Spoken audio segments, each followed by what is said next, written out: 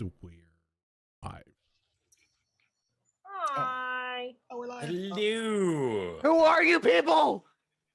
You guys are the voices in my head. That's what I tell myself. Sorry, I'm a bird. There could be I'm worse insane. voices. Sorry, this is a Hello. Wendy's. I shaved. So, like, as soon as like I walk out of the kitchen, dinner's sitting there. So, apologies if you see me picking at it. That's okay. I Okay, I'm doing it right now. I have the same Meow. headphones you have, Yili. I have a giant ass pastrami cheeseburger. So, The headphones you're wearing are my everyday headphones for when I'm at work or if I'm like using like an input. And I know it's the same ones I have because I recognize the cord that's attached to your freaking earbud with the little stretchy thing. I was like, Yeah. oh. It's like I have those headphones. They work well. They're all right. I like the fact that uses how is everyone? Flemmy. Good. Tired. Functional. Good. I have something awesome. What do you have?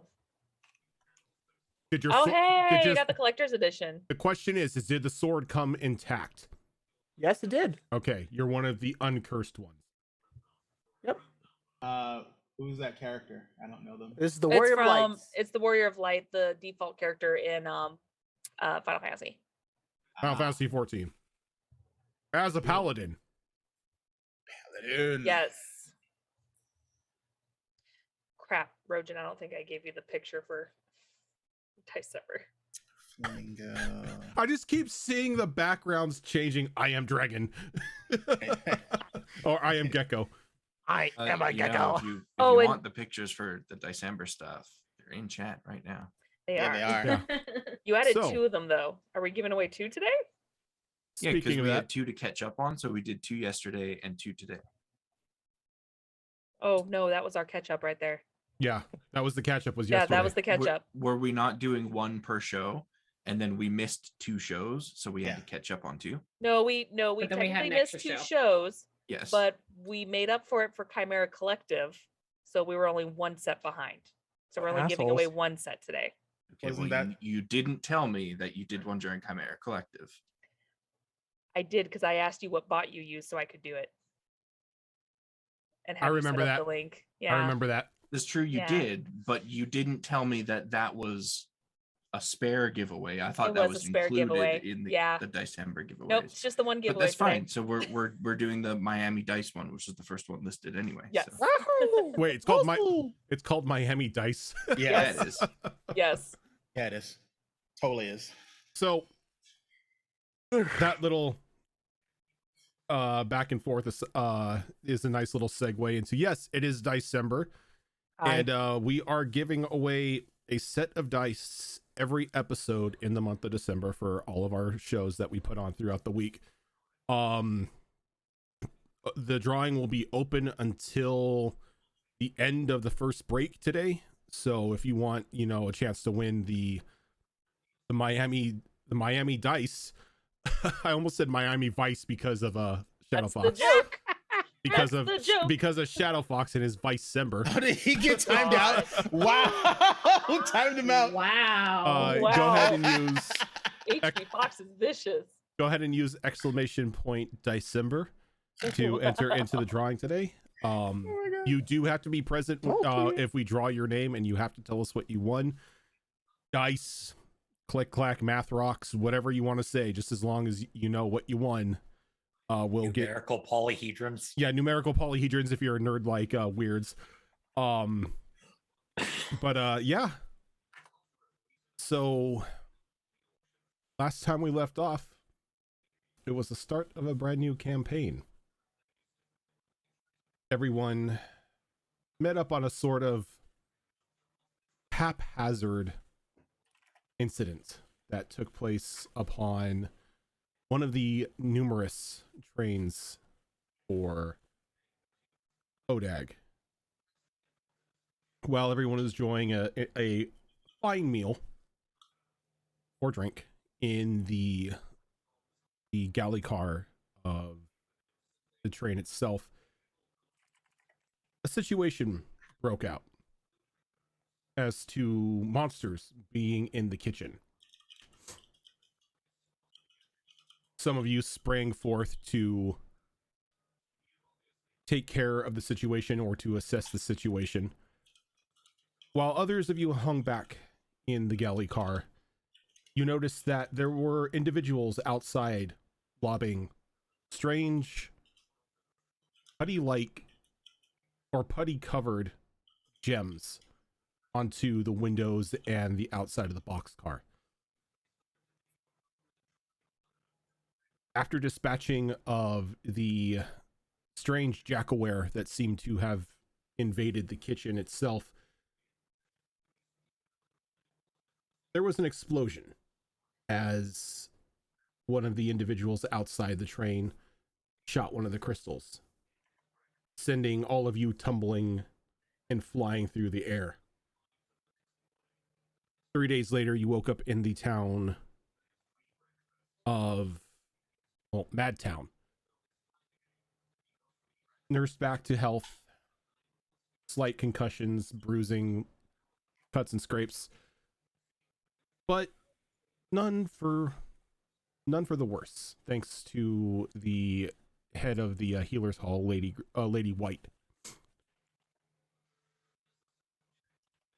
Though some of you tried to leave, you were informed that the snow would not let up anytime soon, and leaving the town's border would sure be suicide. Answering a request from the head of the Mad Dogs Hunters Guild, you presented your report to Den Mother, which led into more pressing questions as to who may be responsible for this, but at the time being, there was no way to conduct a full investigation due to the snow. While you currently are trapped in town, Den Mother asked for your assistance upon investigating a recently abandoned home, which has started rumors circling that there may be a haunting in place. Though the words of Lady White seem to reminisce in your mind as you leave the Hunters Guild, as some of you were set to take on this house right away, that you're not fully recovered. You need some time to rest, at least today. But as we open up today, it is around midday, same day that you arrived in, or that you awoke in town. All of you are now standing on the top stair of the outside of the Mad Dogs Hunters Hall. And the remainder of the day is yours to do as you see fit. Shopping episode. But I have no money. You have no money for Perfect. coffee? Oof. I've got Take some dis- silver. I've take got some dis- pocket change. Take disadvantage for the entire season. Damn. Oh wow. Oof. I've got Oof. pocket Didn't- change, but it's definitely not shopping money. Didn't she give Yeah, I don't us think we have 25 gold? Yeah, everyone got Is that right? 25 gold as a forward payment. Did I Oh, add that's that? right, we did. Yes, I should probably put that in my coin pouch. As an Yeah. as an Okay. incentive to take on what she called pup work. Yes. I've spent almost nothing on my starting gold. When she, so I'm just trying to remember fully when we talked about doing the haunted house thing. Was there sort of an implication that, you know, if we get this done, that we could in turn become Mad Dogs? There was no offer included in becoming Mad Dogs. It was pretty much you're helping out the guild at this moment. All right. Then I am gonna go back in and talk to Mother. Okay. So you're going to turn around and head back inside? Yep. Once everyone's out, she'll do an about face. Okay. about the rest of you?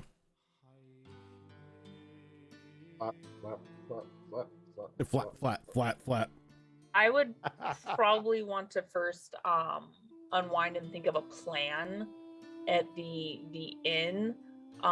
Did Lady White tell us what the inn was that we were supposed to go to that was for passengers? Yeah, I forgot to give you the name, but let's say she mentioned the name of the Firelight Inn. Okay. Which Did give us that name? It's the Firelight Facade. no, right? Firelight Facade is like the eatery, Oh, which is located right next to the Firelight Inn. gotcha. Okay. So that's probably where Kemek would suggest to go until we can figure out like what the heck we're gonna do to kill time here. And check on our stuff. So since Kemek's probably still up on my shoulders, I'm gonna try and start walking towards the Firelight Inn. Okay.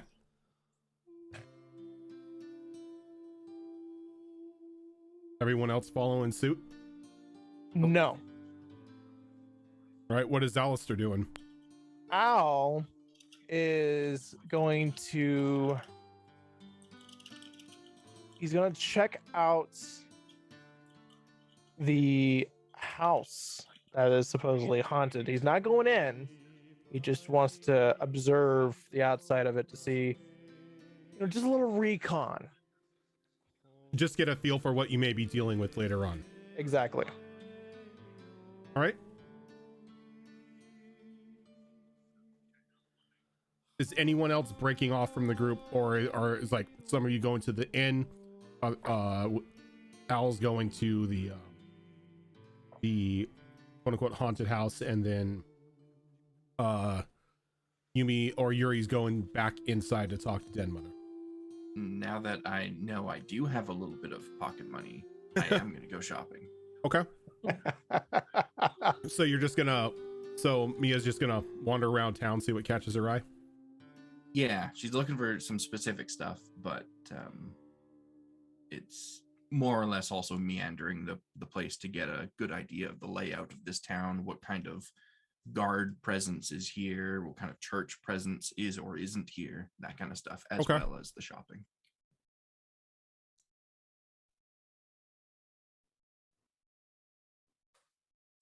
And you got my new card too, right, Rojan? Yeah, I just haven't updated it. Okay. I will update it on the break. Okay.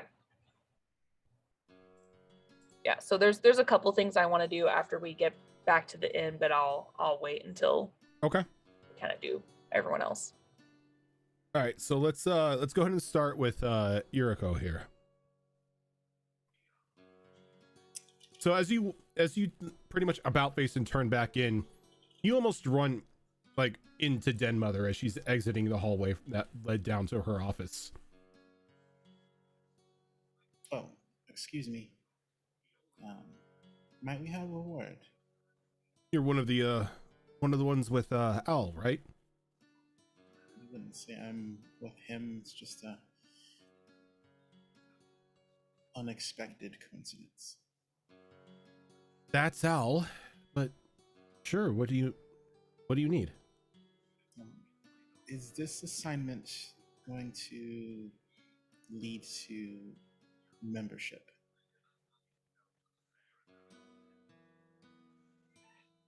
Didn't really think about that. Seeing as how all of you were traveling on the train, I thought, you were going to be out the moment the snow let up. Are you looking to join a guild? Looking for work. Easiest way to find work is if you're with a guild. No. Work I have. Now necessarily you don't have to join a guild, but that sort of limits you to, well, sort of what I'm having you and your unlikely companions do at the moment. Upwork. Low tier stuff that's doesn't necessarily pose an immediate threat to the town, but at some point needs to be looked into.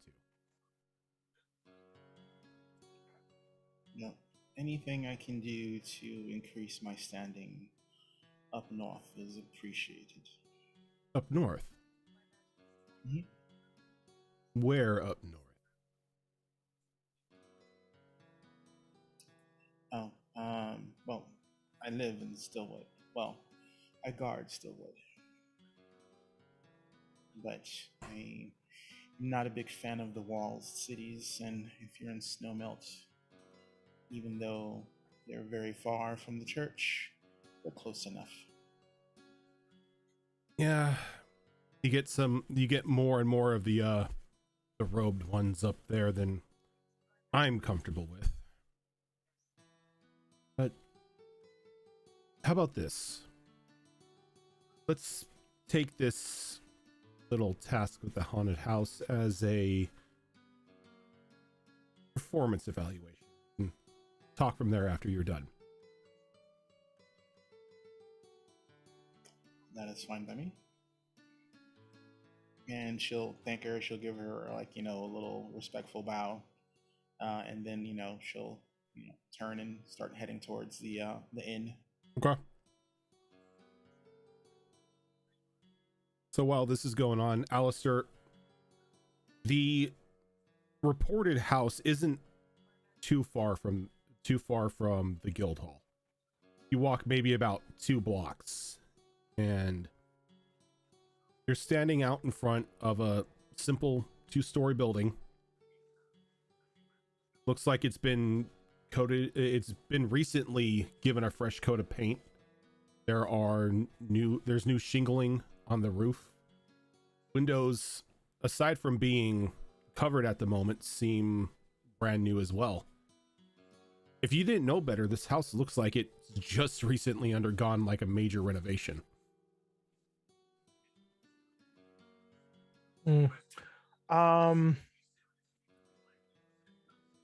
So with the surrounding like buildings and stuff like that, is there anything like I can kind of like either climb up on to like get a good advantage point to look at, or just like maybe notice if there maybe be a window open? Go ahead and give me a perception roll for that. Okay.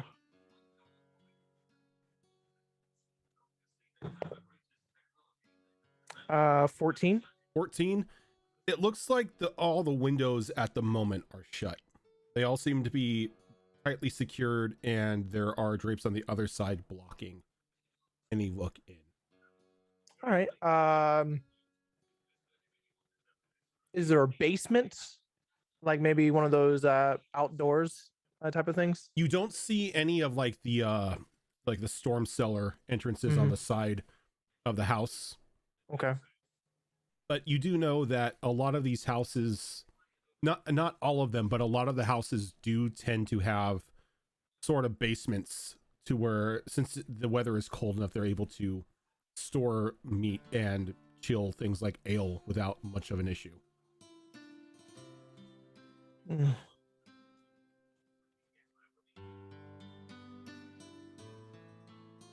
All right, so just pretty much it's just a brand new looking house. Doesn't seem to be not necessarily brand new. It's just recently been given a lot of them. Okay.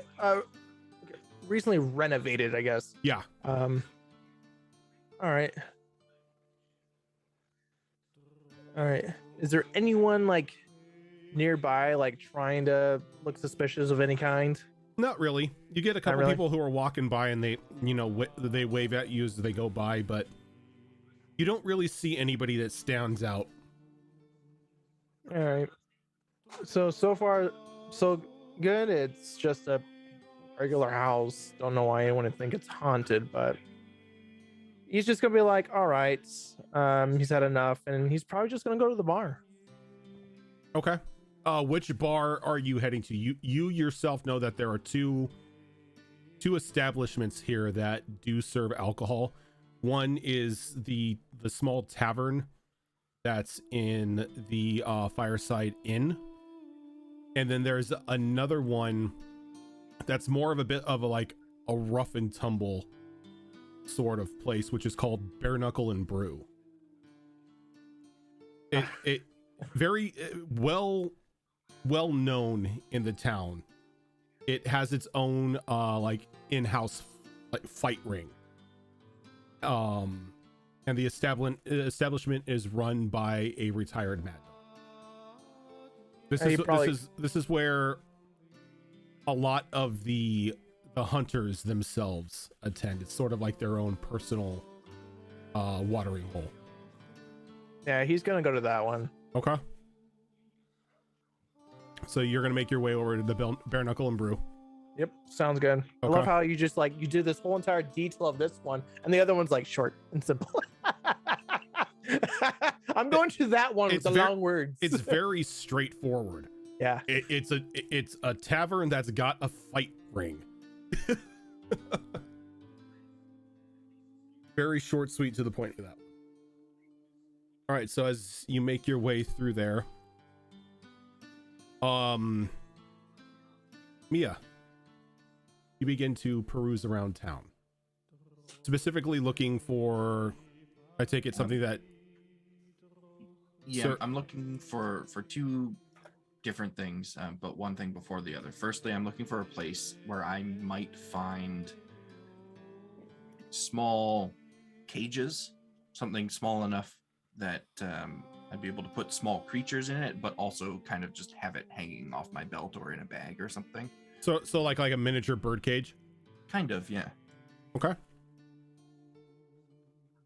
So you pass 2 establishments that are about a house apart or a building apart.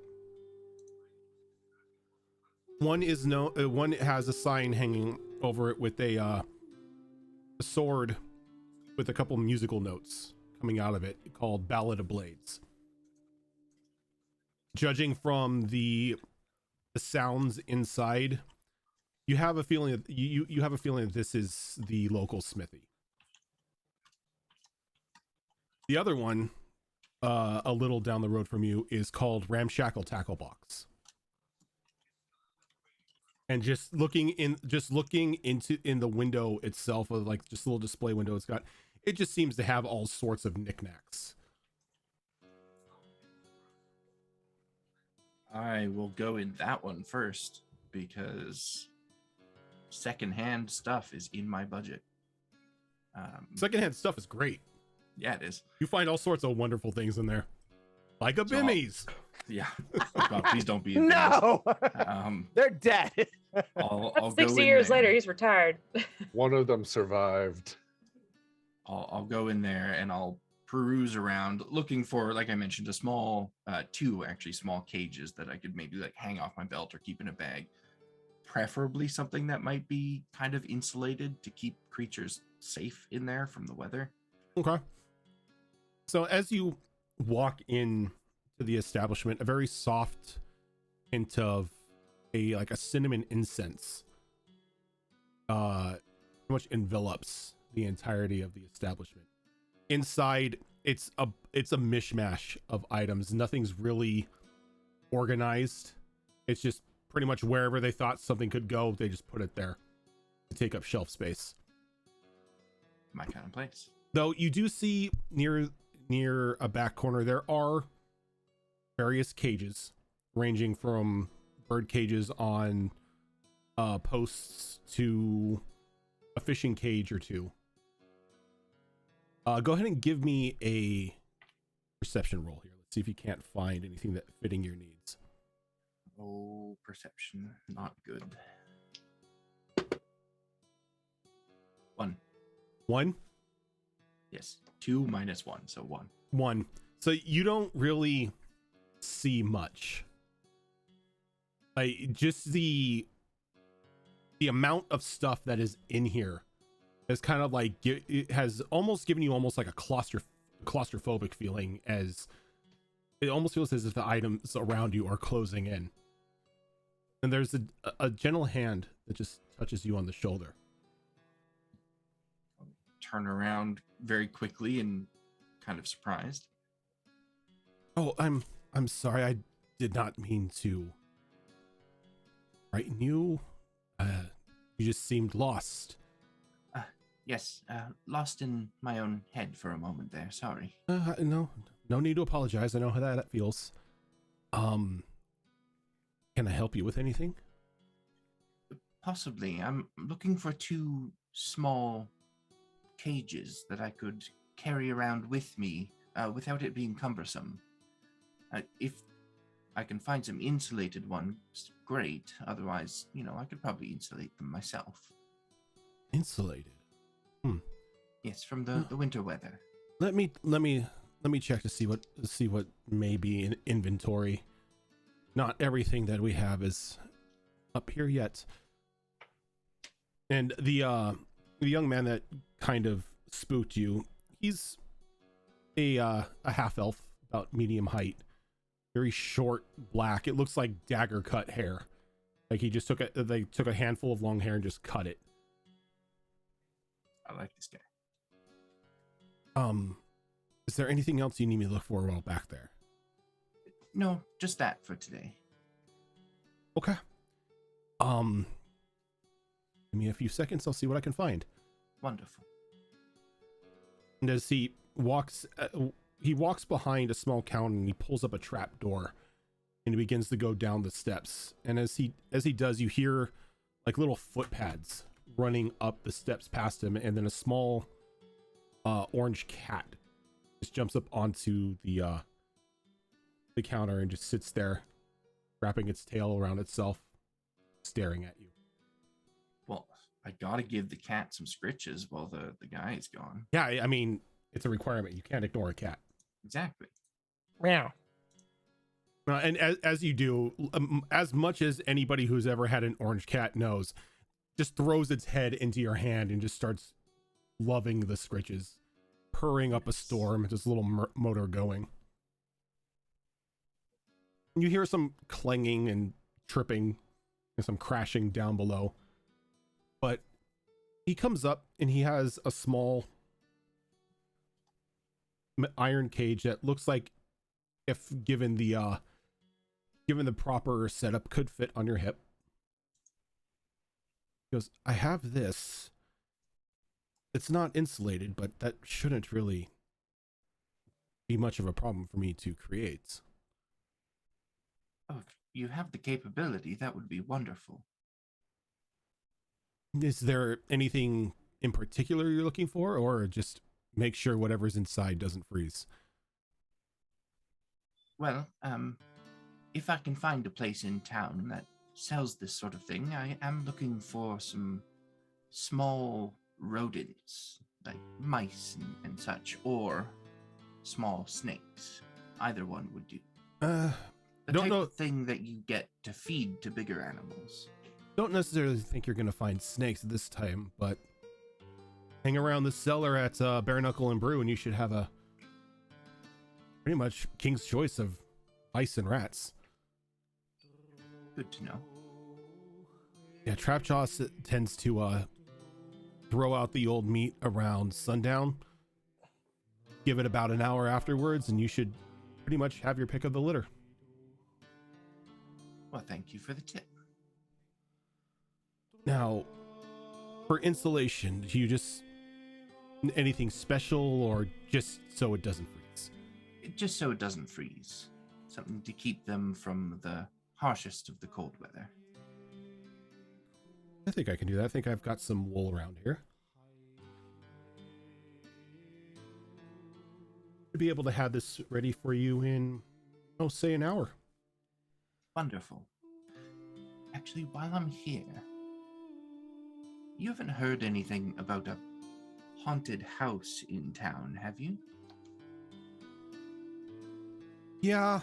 The house down at the end of the road, a bit away from the Mad Dog's Hall. I believe that's where we were directed. Yes. Yeah. What's the story? Yeah, it's the favorite rumor of the town's kids, if you know what I mean. Not much is officially known, but apparently there was a murder that took place in there before the new owners moved in.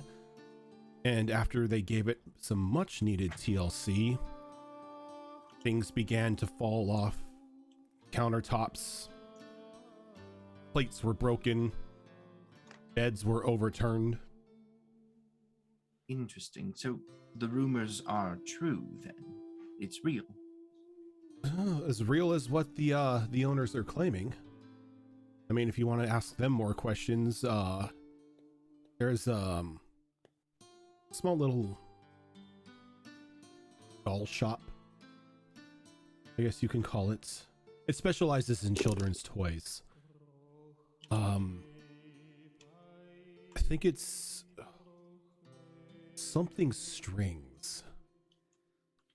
I don't know. I don't tend to get much time to go and peruse a toy shop anymore.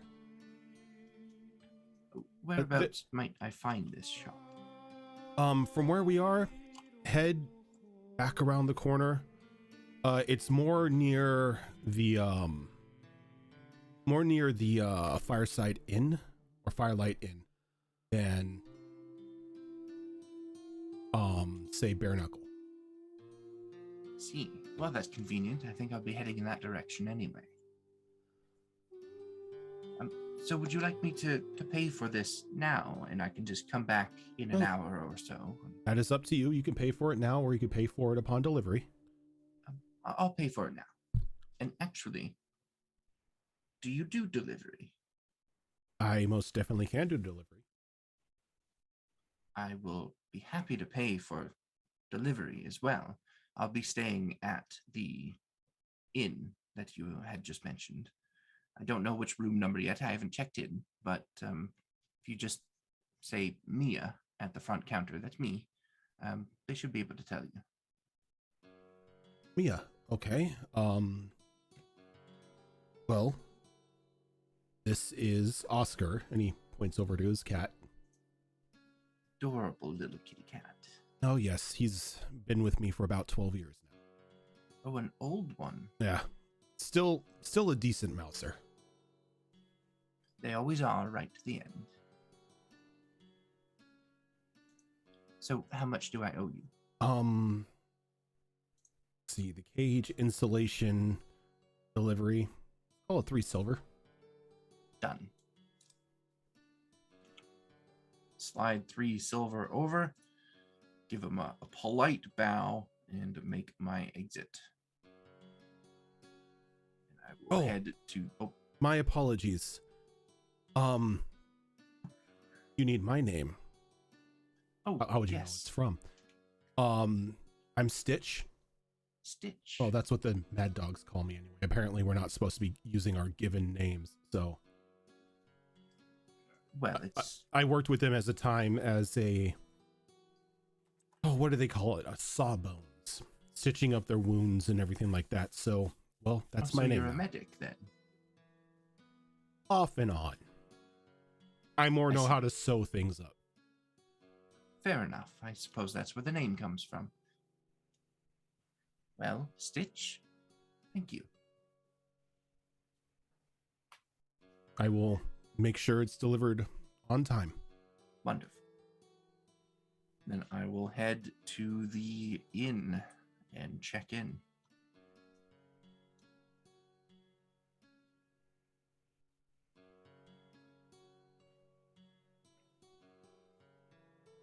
All right. Am I forgetting anybody that went off on their own, or is everyone just converging back onto the inn? I'm just heading to the inn. Okay.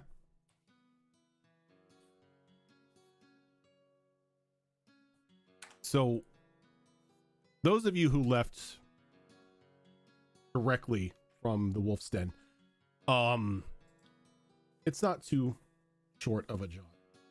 Almost literally across the street from the Hunter's Hall itself, but you do arrive at the Firelight Inn. And it looks like a well lived in establishment. There are flecks of paint that have sort of chipped off due to weather and time. Doesn't look like they've necessarily had any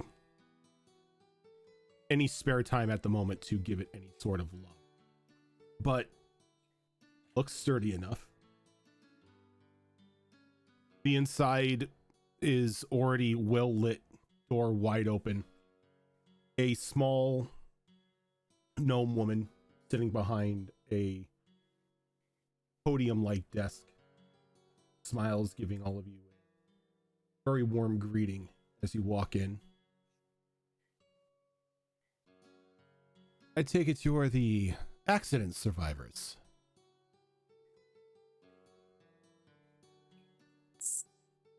Yeah. Lady White said you would be on your way at some points. She reaches under her desk. She pulls up a small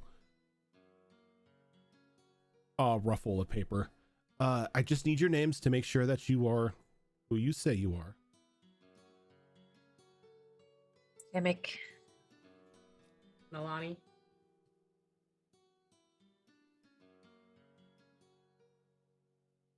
Little one? Forgot that was your voice. And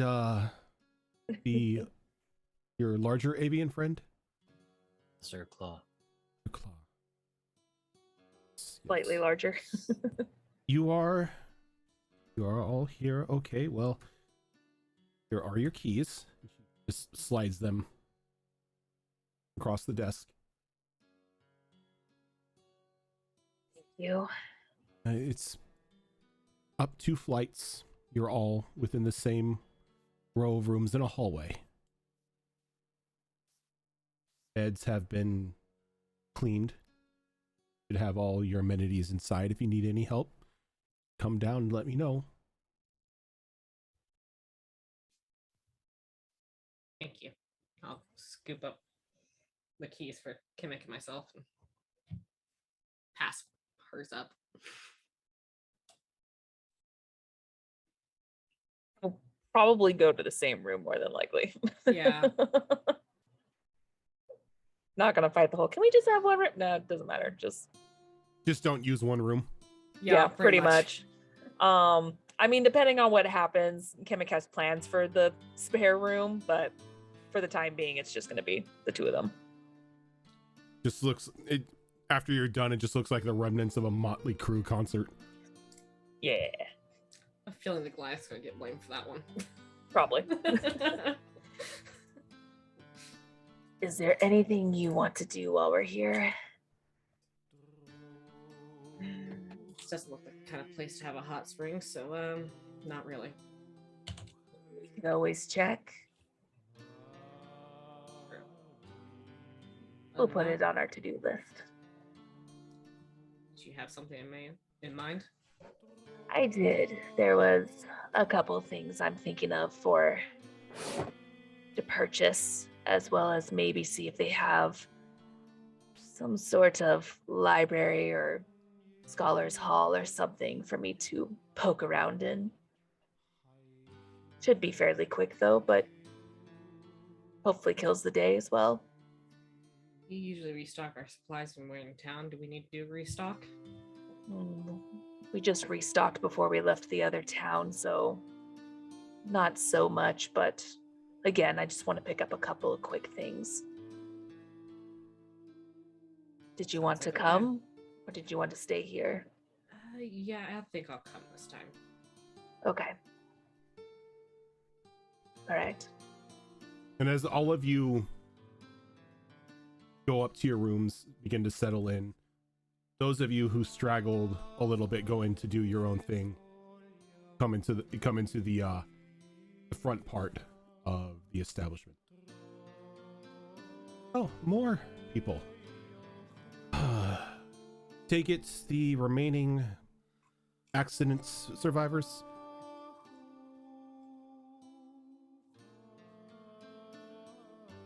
Yes, sorry, I just closed all my windows by accident. And I'm just trying to open them all again. Hate when that happens. Yes, hi, Mia. I heard there was a room already prepared for me. Yes, I have your name here, Mia, and she kind of slides the key over to you. Wonderful. And you, dear, as she looks over to Yuriko. Where'd it go? I have you here. She slides it over. Oh, Lord Alistair. I thought I'd see you again. Been too long, dear. Yeah, it seemed to be pretty popular today. You are a well-known and respected citizen here in the town. I have your room ready to go. And she like slides over like a silver key. Like as the other ones are like made of what looks to be maybe pig metal or pig iron, this is like pure silver. Oh, okay. The official suite is available. I really appreciate it. I love how campaign 2, everyone was like royalty, nobility. Campaign 3, we got one person that's upper class. Everyone else is like, Well, yeah, fuck that shit. everyone is I am alpha. sorry. I am so sorry. It's so funny. I wasn't trying to. I was like, Yuriko's gonna ask once the clerk is done with Dragonborn boy. Is there some place I can get a meal and a bath? A meal and a what? A bath. Oh, well, every one of our rooms here has a bath. A meal, if you head out and just walk about 15 feet, you'll be at Firelight Facade.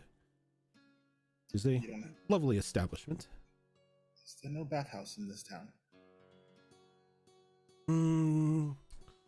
Not to the public, there's not. The Mad Dogs have their own bathhouse and / hot spring, but you have to be a member or a student there. I'm working on that. And then she's just gonna grab her key and head over to the facade. Okay.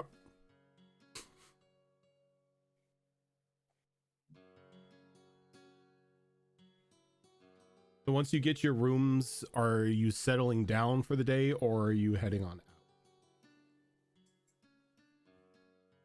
I think Kimmick and Alani are you two are heading out. Yuriko's going to get some food. I'm getting a freaking drink.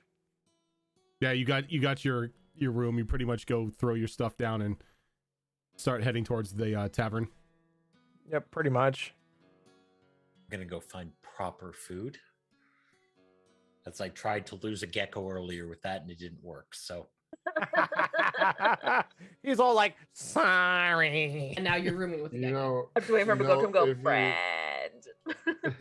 if you want, like, he's got plenty of bugs that he's willing to share.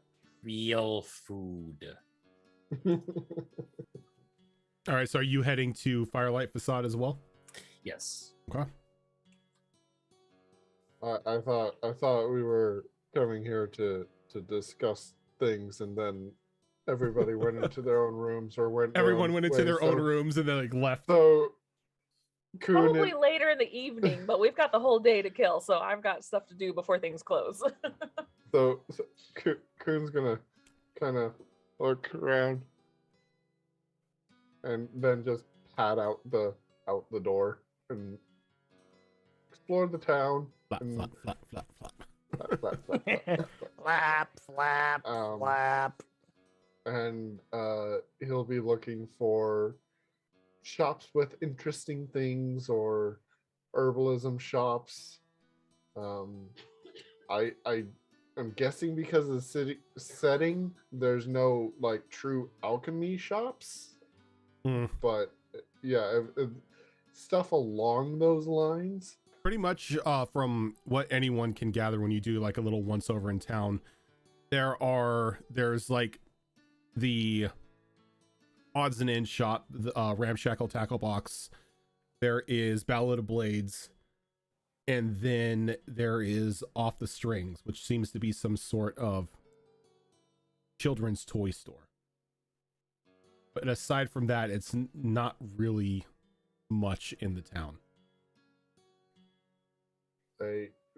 Contrary to the player's interest, Kuhn is not interested in the blacksmith, but he will explore the other two shops.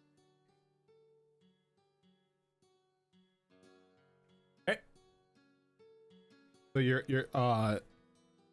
which one does Kuhn want to go to first? The closest would be the toy shop. Yeah, I'll stop by there. Okay. So you're gonna head towards the toy shop? Yeah. Okay. He's like a child, and I love it. So we've got food, drinking, toy store, wandering town. Is Mia doing anything, or is she just waiting for her delivery? Mia is going to just go hang out in her room. And funny that Shadow Fox should mention herbalism stuff. While in there, she's going to pull all the stuff out of her herbalism kit and herb pouch and just take stock of what she has, see if there's anything that she needs to stock up on in this place before departing. But otherwise, just kind of hanging out of the eye of the public. Okay.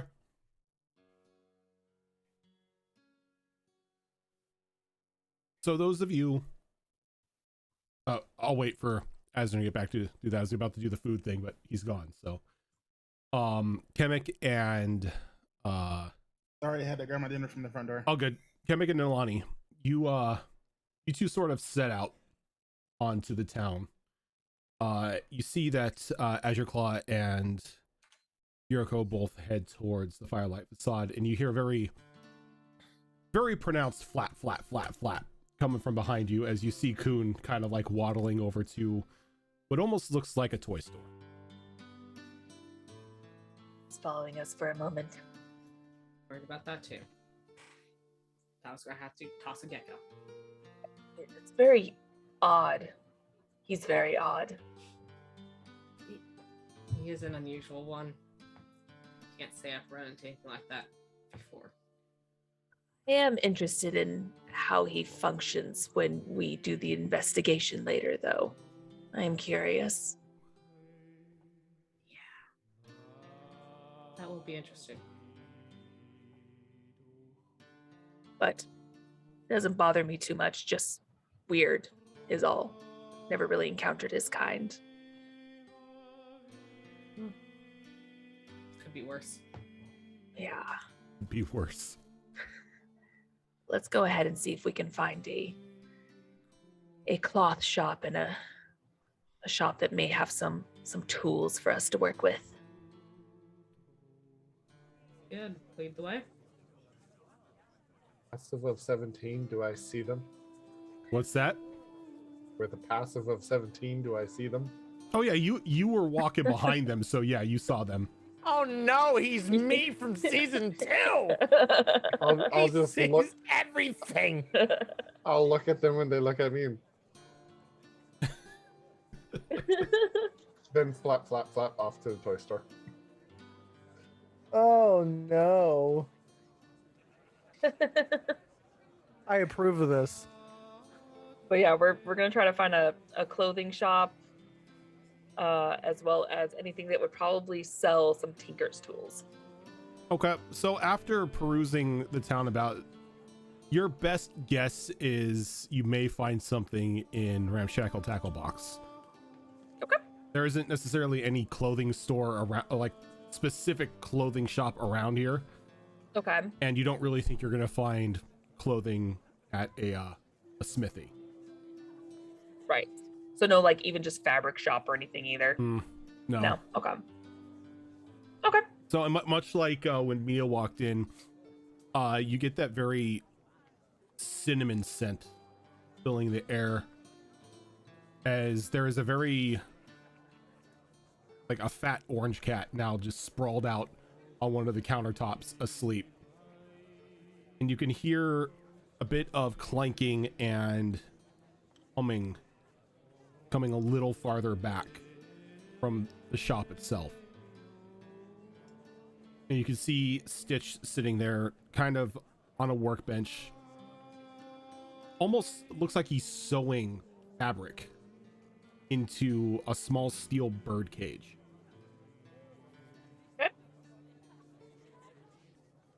Greetings. You have more fabrics. He's not even like looking at you. He's like focused on sewing. We do have various fabrics. Is there What anything specific? You have any pride silks? Pride silk. Not sure. I can check. Please do, as well as any tinker tools you may have. Oh, Tinker's tools will probably just tossed about over on that table over there. Perfect. I will go down below, see if I can't find anything. Much appreciated. And as he once again opens up that door, you hear footpads coming up the step as a black cat jumps up onto the counter, sitting there just staring at you. The orange cat completely asleep. I just ignore it completely. And it seems to follow you, just follow you with just a slow head turns everywhere you go in the shop.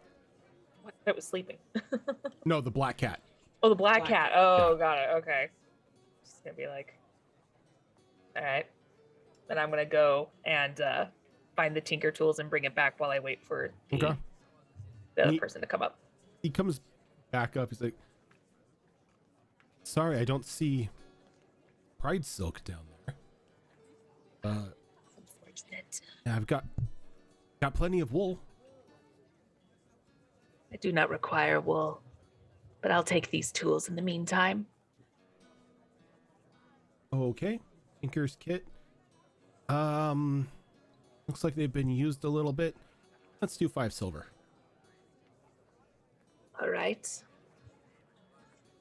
And go ahead and give them some silver. No. And we'll look back at Nalani. Do you need anything before we continue on? No, I have everything. That's unfortunate about the silk, but let's go see if we can find some more places. And they'll turn back to Stitch and be like, do you have a library or some sort of scholars hall, perhaps? As he kind of holds back a laugh. I'm sorry, miss. It's just this town and books do not go together. You're not really going to find any scholars or anything here. Most of the problems that are solved here is by punching things. Including the Sounds mad like- dogs. Especially the mad dogs. They just have a more professional means of punching things. Sounds like home. I do have some books myself if there's any subjects that you are specifically looking for. As he kind of motions over to a small bookcase. I'll take a peek. Thank you. And I will walk over and I will check to see if there's anything about time magic or time travel, as well as anything that I doubt they do, but anything that has that features the word Travala. Go ahead and give me a percentile. Oh, percentile. Okay.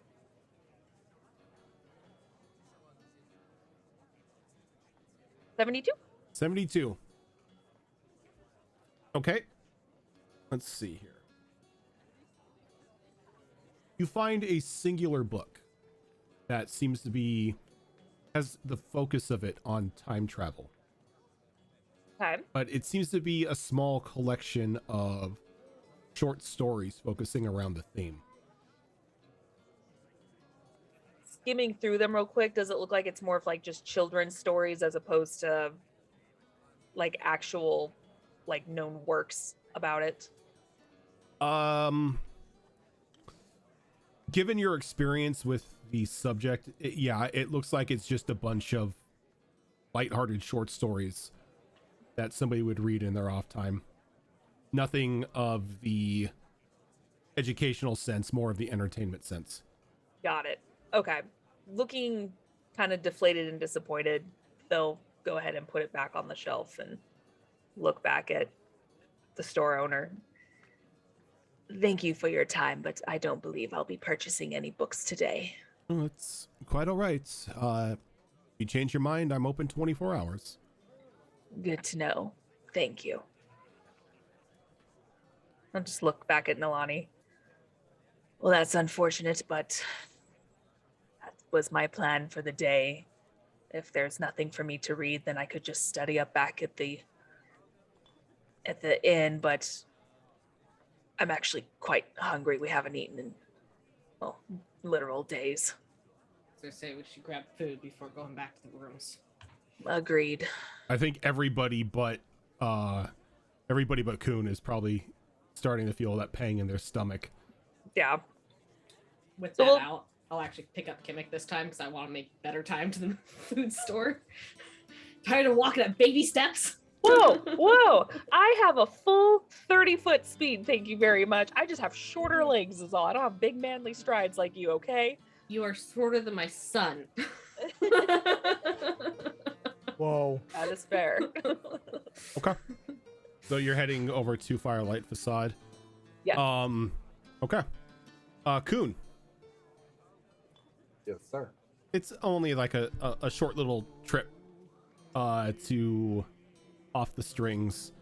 As you look inside the small display window, you can see various porcelain dolls, stuffed animals, a couple marionettes, and then a bit of finely woodworked like train cars just on display. The inside of the shop, door wide open, smells of freshly worked wood. Right. I'll walk in, flap, flap, flap, and Flap, just flap, gonna flap. look around. Right. And as soon as like you flap past the door frame, a small chime of a bell rings above head as you begin to hear like the ruffling of clothing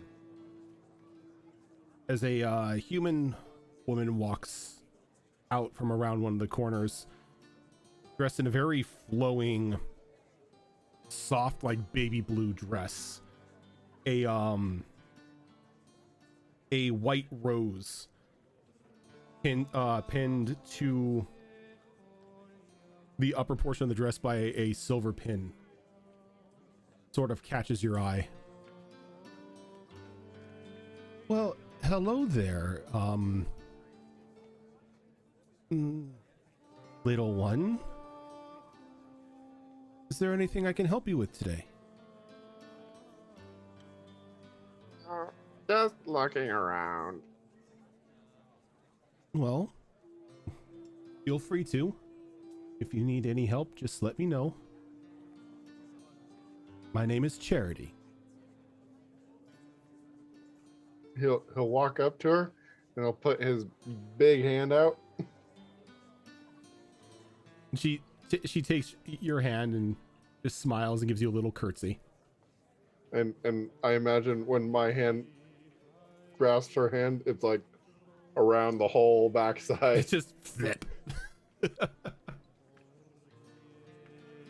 And then I'll go take a look around the shop. Okay. What is Charmer? And as you're taking a look around the shop, Charity sort of sits off in the corner, just pulls up a book and starts reading. But you can hear somebody off into one of like the like off rooms, hammering and sawing away at something. Okay. I'll walk up to the stuffed animal sections and what do I see? So you see a lot of stuff like teddy bears.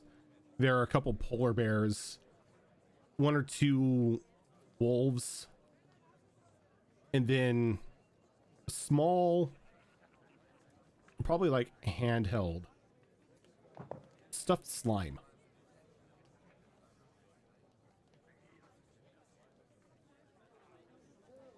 Do I see any stuffed animal bugs? You do not see any stuffed animal bugs. These seem to be more made for human-esque children. Bugs could be for human as children too. Do I see any bears that look like the dire bear that Den Mother has? A couple of them do sort of look like Scratchy. Okay, I'm gonna pick up one of those. I'm gonna pick up the stuffed slime because that's really unique. And then I'm gonna walk over to the trains. Okay. And there's a small section off to the right of the wall that has a bunch of very finely carved wooden trains that have the small attachments on the end to where you can attach more and more cars. Any that look like the dining car that we were so speedily expelled from? There is a dining car train that you can purchase. I'll grab that one. Okay. And do they happen to have any like nets? Like butterfly nets? They do. They do have a couple butterfly nets. My God. I'm gonna grab both of those. Okay. I'm gonna walk up to the shelf, which I'm pretty sure is above my head. I'm gonna lift everything up and push it onto the shelf. My, you found quite a haul today. Is there anything else I can get for you? No, I don't think so. Okay. I just wanted to make sure. So you've got the teddy bear and the slime and a train car and a butterfly nets. Oh, can I commission? Well, of course, dear. Stuffed animal beetle. A stuffed animal beetle. I can most definitely make that for you. And he's gonna pull out one of his jars. This is my favorite. She pulls out a small quill and does like a quick sketch of it and shows it to you. How big do you want it? His eyes get a little bit wider because he didn't know he could request a size. But then he remembers he needs to be able to carry these things with him.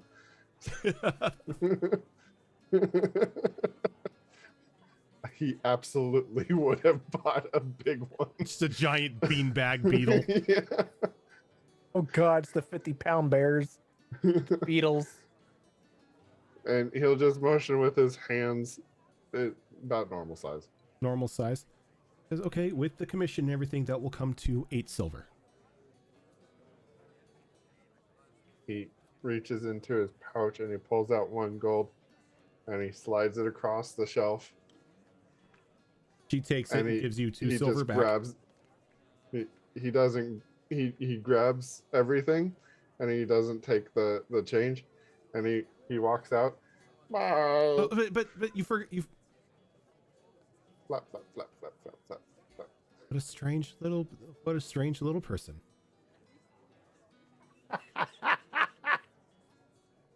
Gunko is just pretty much, I have this many. I can't hold all this gold. It just says screw it. Okay. So those of you who have taken who are going to Firelight Facade, Asherclaw, you see the Green Dragonborn once again smile and like kind of ushering you in. Oh, are you back for your own food this time? You sort of left your friend here and had quite the meal.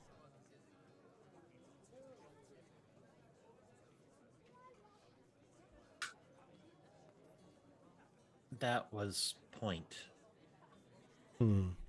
I see. But I assume you're here to eat this time and just not drop off another friend? Looks around at everyone else. Yes. Will the two of you be sitting together or separately? As it's you and Yuriko. I don't care if we share a table. And I just give a quick nod. No, right this way. And he leads you over to one of the tables, while close to the giant fire pit, aren't right on top of it. It's still giving off a decent amount of warmth. If you would like to see the menu, I can retrieve one for you, unless you know exactly what you would eat now. Is there anything I can get you to drink to start you off? Do you have anything?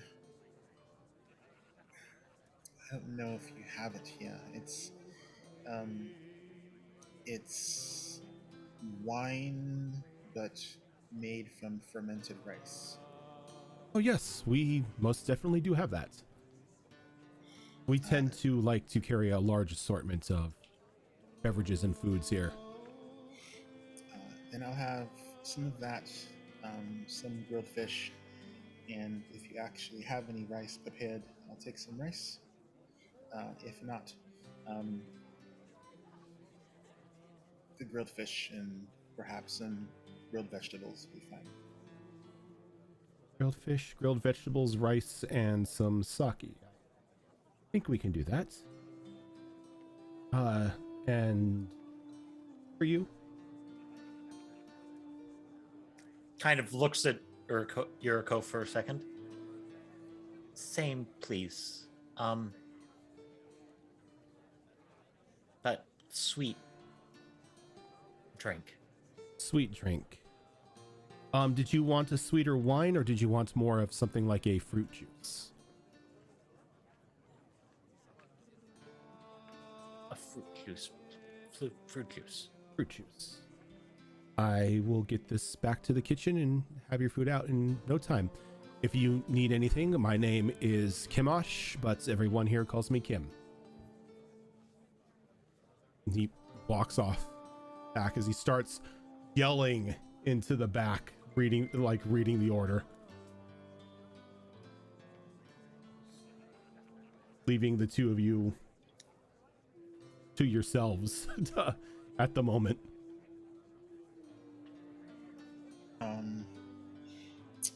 Miriko's gonna go, how long have you worked for the trains? Not work for trains. Work for guilds.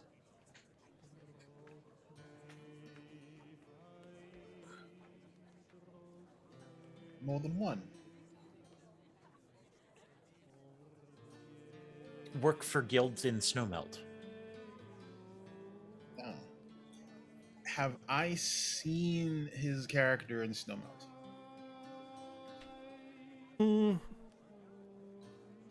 He doesn't necessarily stand out to you. Okay. When he mentions the guilds, you have a feeling that it's more like the merchants and the hunters. Crafting guilds. Yeah, the crafters. I'm surprised I haven't seen you around, although I try to avoid Snowmelt as much as possible. Always busy. Working or helping.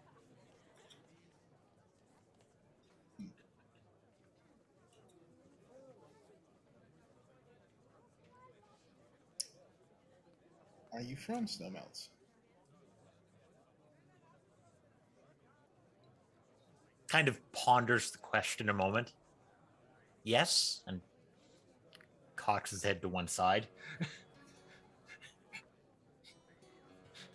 Maybe.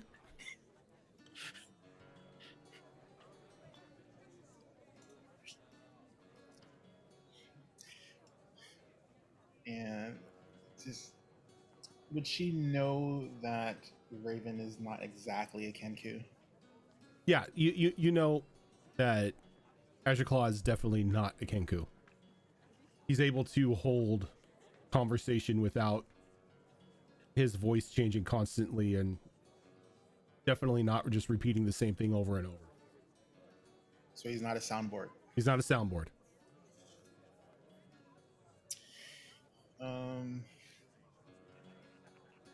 Interesting.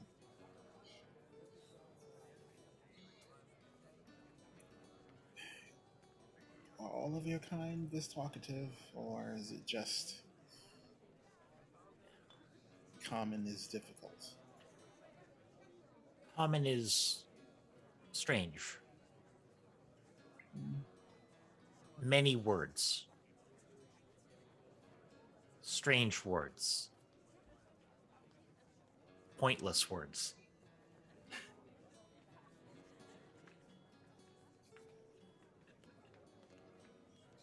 Well, I can't disagree with that.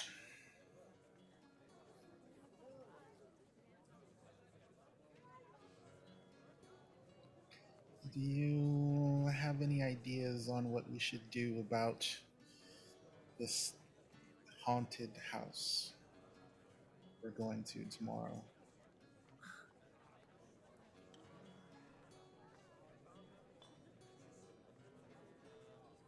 No.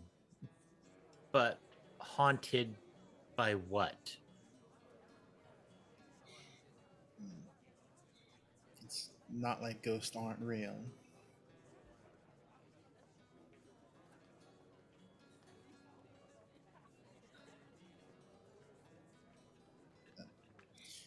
It'd be nice if it is something undead, if we had an idea of what it was. It'd be easier to deal with it.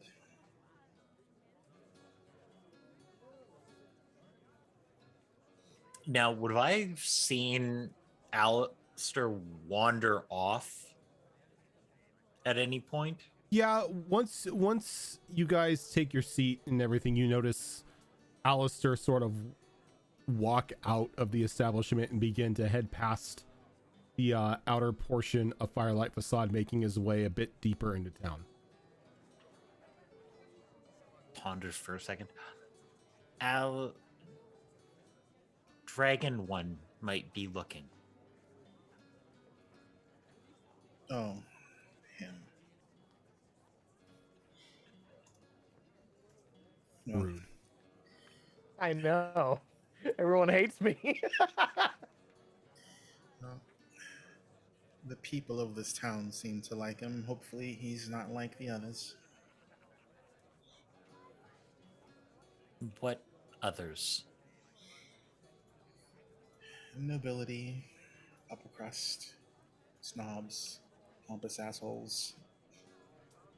You know, ones who think they're better than everyone else because they had the fortune of being born into privilege, as if they'd had anything to do with it. Never earned a thing in their life, mostly. Take mostly anything they want from people who can't do anything to refuse them taking it.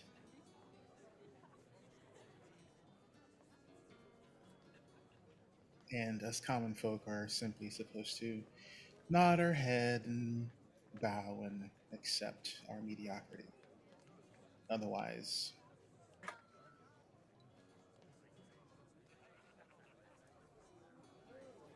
but that's our lot in life, isn't it? At least in these parts.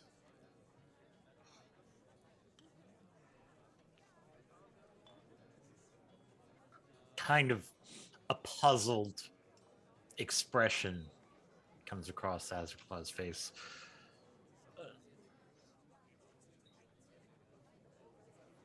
Do not do what you want? Oh, I do what I want, but. And I work where I want and I go where I want. Just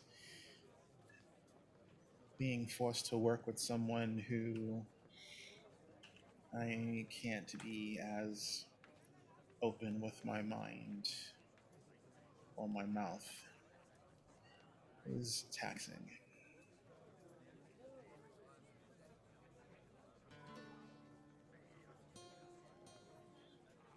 His kind tend to offend easily, and when that happens, it's not usually good for the one doing the offending.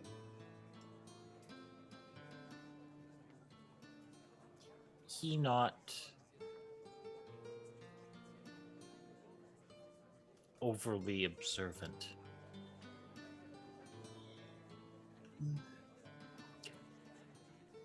was still things on the train and he walked away. I didn't see it on the other side. I don't know whether to defend him or not in that sense, but that's still funny. Plus, they Agriclaw's got just it. like, thanks, fucker. All right. They got it. They got it handled. Bye. And as your conversation is going on, Kimash comes back with your food and drinks and sets them down. You need anything else, just give me a ring. You see him kind of wave over to another pair of people that have come in as Nalani and Kimash are now. Kimash. Wow. Chemic. Still getting used to the That names. name. Still getting used to the names. New Nalani- characters who does. Yeah. We get it. They're on. Azurclaw kind of taps him on the leg before he walks away Oh, yes. and points at the two that just walked in and pulls out another one of the dull gems and hands it to him. What is this for? Them. How generous of you. Shall I direct them to your table? No. Very well. He just takes the gem and stuffs it in his pocket and walks over to Nalani and Kemek. Well, welcome, ladies, to the Firelight Facade. I'm happy to inform you that that gentleman down there has paid for your meal. Not a lady. My apologies. I did not mean to offend. No Yes. offense, you didn't know. That's your meal is paid for up to, pulls up out of gold. As you see that he pulls up a fairly decent sized gem.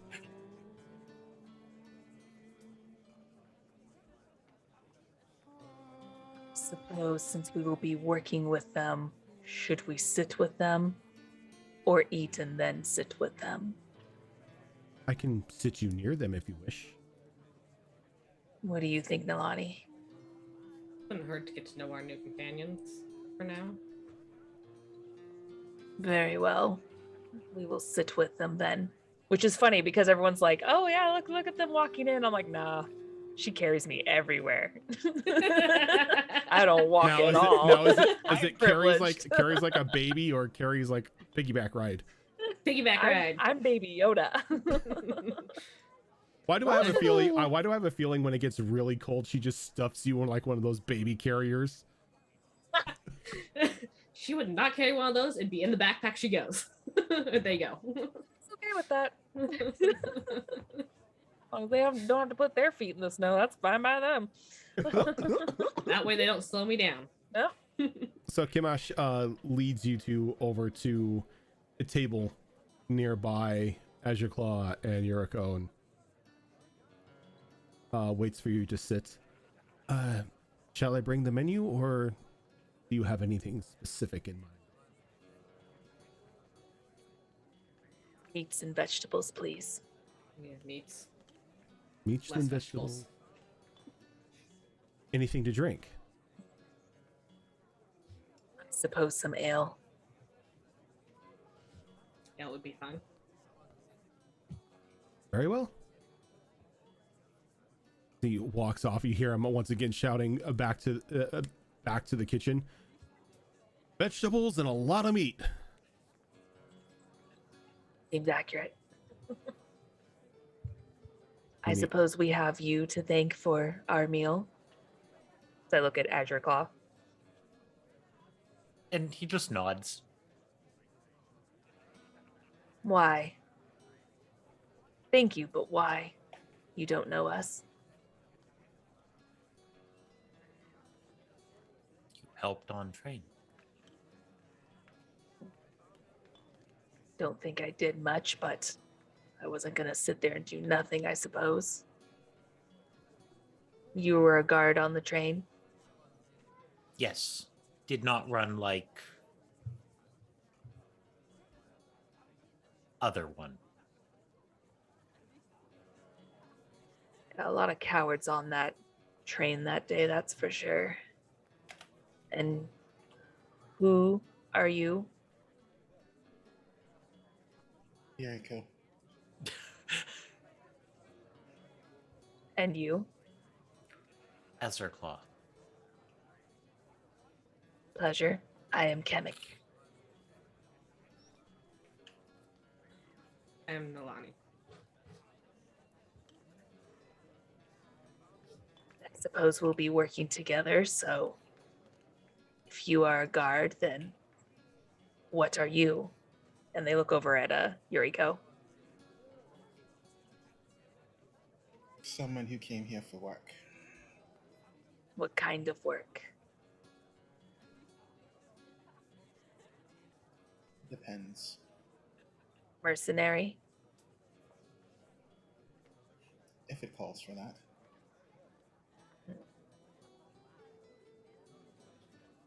Well, as long as the skills apply to what our plan is for the next day. Doesn't matter to me, I suppose. Did you see the strange gecko creature come back in here? And as you ask about the gecko creature, you sort of hear the flap, flap, flap of his feet sort of echoing out as he's walking down the, walking a bit closer to the establishment. You see him just sit with a handful of like stuffed animals. I feel like we're gonna be haunted by that noise. More the flap flaps. Can't go anywhere. You see, I'm not turning in though. I have another shop I want to go to. oh yeah, I know. It's just like you're kind of like walking by and you've just got an armful. You've got the giant teddy bear and the butterfly net and the slime and the train. Do either of you know what to make of that? He's just walking by.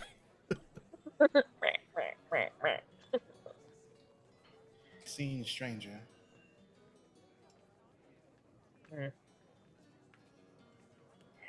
Do any of you know anything about that witch hunter that was on the train with us? He investigating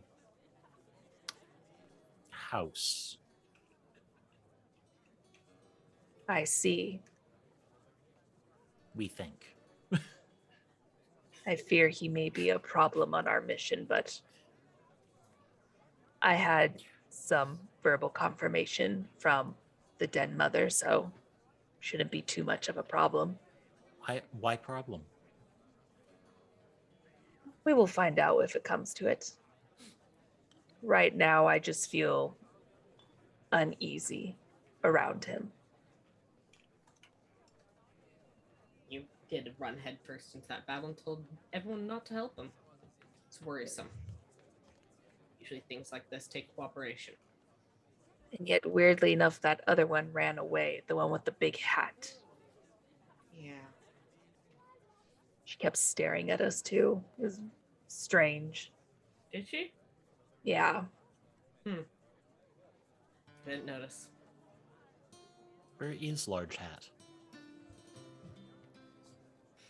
Haven't seen her. Not sure.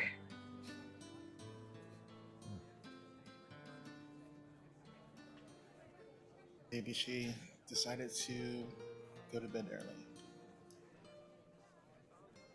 Quite early, considering it's only early afternoon. Well, considering we all survived, I don't know what, explosion, train wreck, debris, being tossed around like a rag doll across train tracks. Yes, that was also very curious. I suppose I am more accustomed to the night myself, so I'm just not used to seeing a human go to bed so early. Mia, did you want to get food as well? I'm just currently kind of hanging out at my window with the window open and smoking my pipe. But if I'm like hungry to the point where it's stomach pains, it's then stomach- yeah, yeah. I gotta go get some food. Evie, stop eating the wire. Jesus. But they're yummy. I know it's cold. I know you want attention, but don't eat the wires. Do what I want, human. You work for me. Why do you smell like laundry detergent? Were you playing in the laundry? If I Anyway, was a cat, that's what I would look forward to. Would Just smell like- good. Like fresh out the dryer laundry. yeah, fresh out the dryer laundry. She was probably laying in the towels. Exactly. Yeah.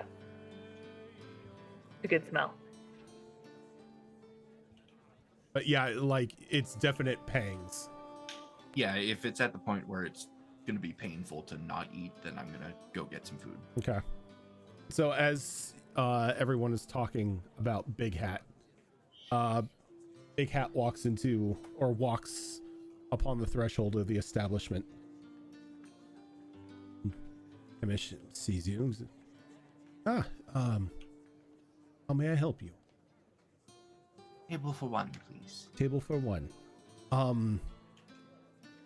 Just out of curiosity, do you know that group of individuals there? And if so, would you like to be seated with them? Lonnie waves at her.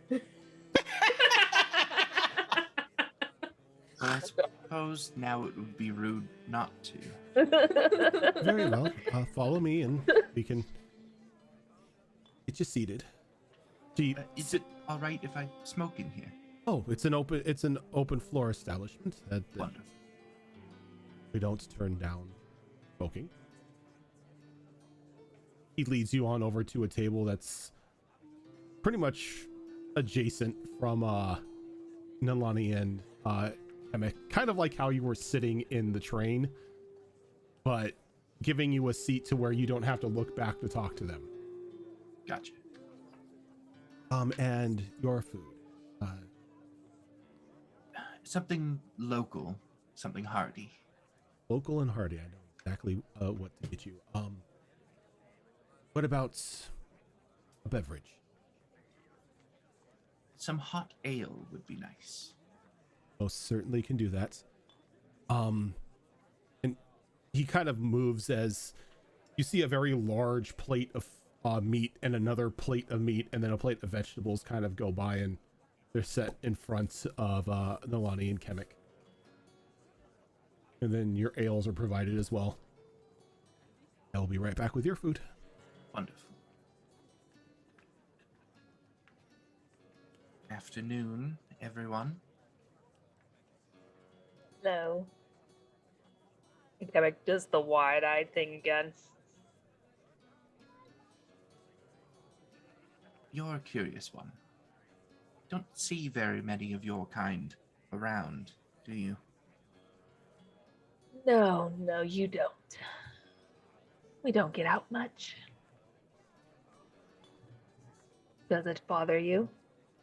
Oh, not at all. Good. You seem civil enough, so there's no reason to be bothered, right? And if I wasn't? Well, then I'm sure the whole town would have a problem with it. They would, wouldn't they? If the town is fine with it, then I'm fine with it. Oh, goody. Then you'll be joining us tomorrow?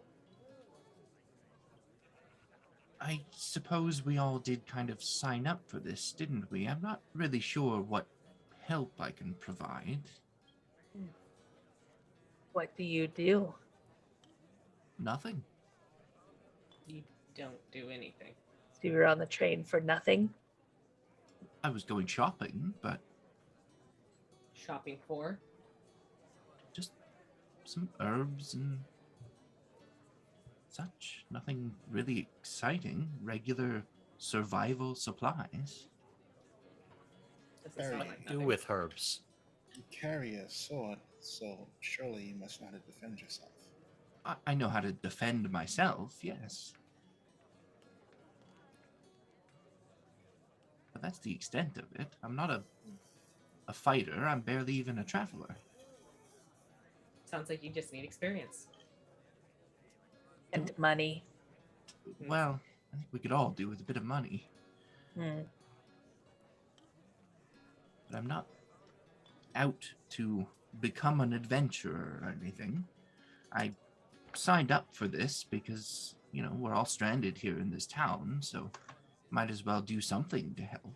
But outside of that, I'm just an ordinary person. It has no library, so it makes it even worse being trapped here. Not fun. But do we want to go first thing in the morning, or shall we keep with the theme of haunted house and go tomorrow night? I did actually do a bit of snooping. Sort of. A bit of questioning, rather. What did you discover? I spoke to a shopkeeper about the story of that house. It seems the previous tenant was murdered there. And when the new owners moved in and renovated the place, they found that poltergeist-like activity was happening. Things knocked off of counters, doors opening and closing, that kind of stuff. I believe he mentioned that the new owners run a doll shop as well, if we want to go talk to them. Handy information. Did they mention how the previous owner died? Just that they were murdered. A crime So it unsolved. could be an angry spirit. Indeed. I suppose we can go talk to them and see what they say. Might provide more details.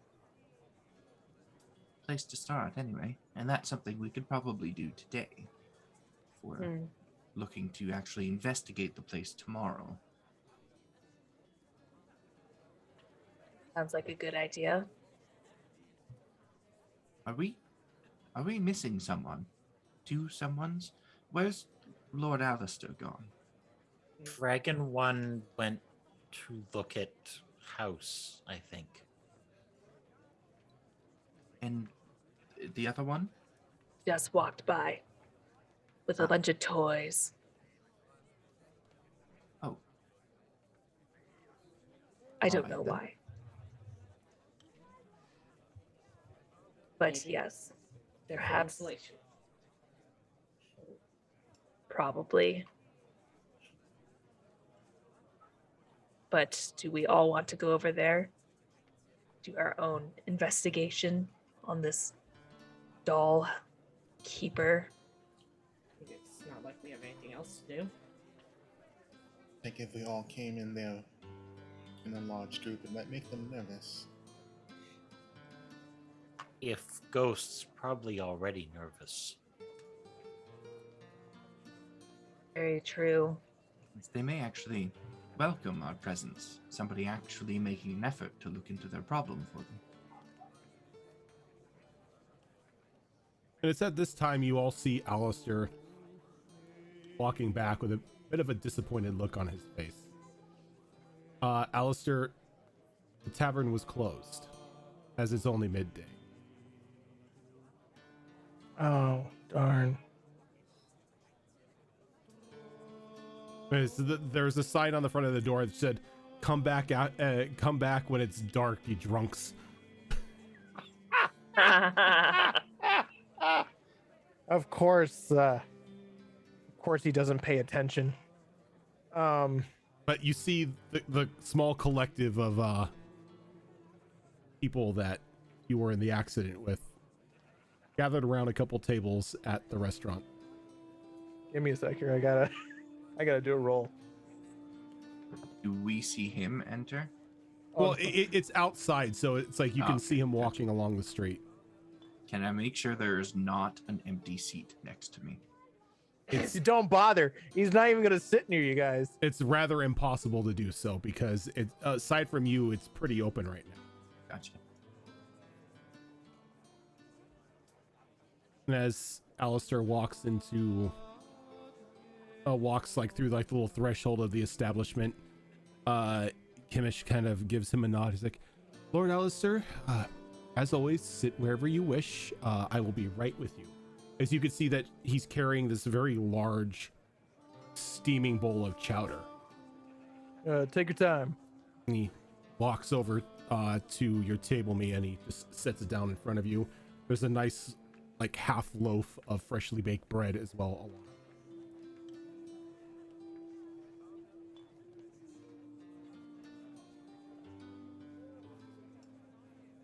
And Like he doesn't want to get to know us.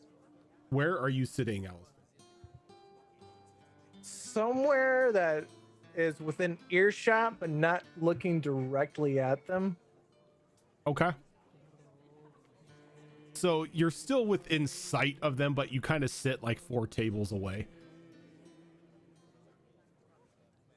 That's an awkward amount of distance. Not for Because sure we're, he was going to join us. well, we are, what is the word he keeps repeating? Heretics, heathens, whatever nonsense we are compared to him. Oh goodness, he's Hold on. he's a softie. He just puts on that facade for strangers. He's actually a very nice gentleman. So give me a sec here. Where are you at? As like Kemish comes by and like just refills everyone's drinks for you. So, when oh god, what the hell is your name? Kemek. Who? Oh, me. Okay, yeah. So when Kemek said that, can I like roll to hear it? I mean, unless Kemek is whispering, you can hear it. The sound is pretty Yeah, they decent weren't.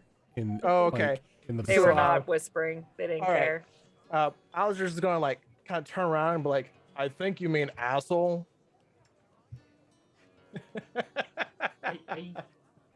You know damn well what I mean, Alistair. You are a sweetheart. I have no idea what you mean. I was just gonna take a sip of her sake and eat. Oh, in case anyone is looking, she eats with chopsticks. If anyone is unfamiliar with them.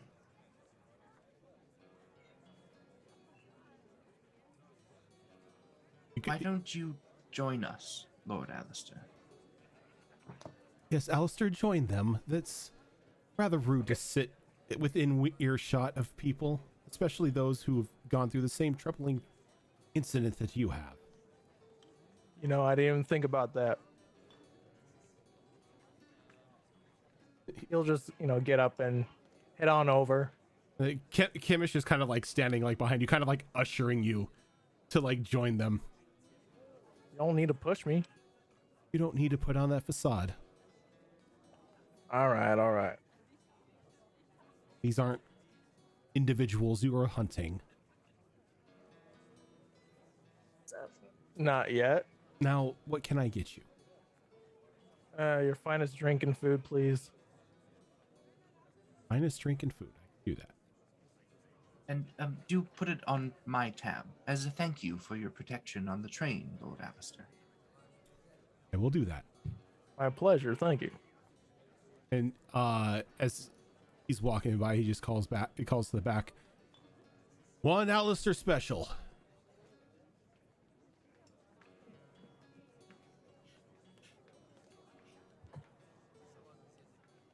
like he's a regular or something. Freaking Norm. Freaking Norm.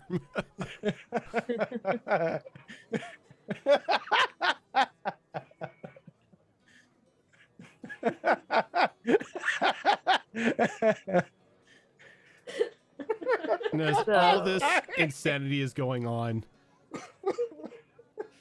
Kuhn, you're still kind of flip-flapping through the city, your arms full of toys and other various childlike items. You said you had one other store you wanted to attend. Yes. I want to go to the Ramshackle Bait and Tackle. Okay. Which, Ramshackle. by the way, Ramshackle is Bait and the Tackle. best. Is the best name for a shop ever. I like your rendition of it. That sounds like a really like kick-ass like fishing spot. Do you want to be a masturbator? It was the Ramshackle Tackle Box. Thank you very much. The Ramshackle Tackle Box. Okay, sorry. No, I like Ramshackle Bait and Tackle. Do I need to update the name now? No, it's still Ramshackle Tackle Box because it's not specifically like anything dealing with like Bassmasters or anything like that. This feels like a Volus establishment, just saying. I am naming that in my notes. Thank you. No, this isn't Epps Pep in your step. Repeaties thingies you needy. Nope. Moxie's box and Soxies. So you walk into the establishment, and as you're doing, you see that there are 3 cats now on the counter, all looking at this half elven young man. He's like, now you 3 have the run of the shop. Remember, we only take coin. No asking people for treats for payments. I want you on your best behavior. I just have to run this over to the inn. I won't be gone for more than 5 minutes. And he like turns around and is like, oh, I'm sorry. Is there anything I can do for you? Maybe a bag for all those toys? I don't want to insight check that. Okay, go ahead and give me an insight I check. will. If they have 3 cats, obviously it's a crazy cat person. Just saying. That's normal to them. Right. He's not screaming in the street like, crazily. So Dirty 20. Dirty 20. Given your limited reaction with people, it kind of feels like this guy may not get out much. Okay, I'm good with that. I will squeeze tighter the plushies to my body, trying to protect them from the cats. The cats just lay down and kind of watch you. The one that's joined the orange and the black one is this half orange, half black, like straight down the middle of the face type cat. Yes, a bag would be nice. I can get a bag for you. Kind of like reaches over and he pulls out like just like this small like burlap bag with handles. And it's got enough room to just stuff all your toys in. You got a tote bag. You pretty much got a tote bag. Reusable tote bags, people. Thank you. I'm just gonna start looking around. Okay. Anything interesting? There are a lot of things interesting. This is pretty much an odds and ends shop. Like, is there anything specific you're looking for?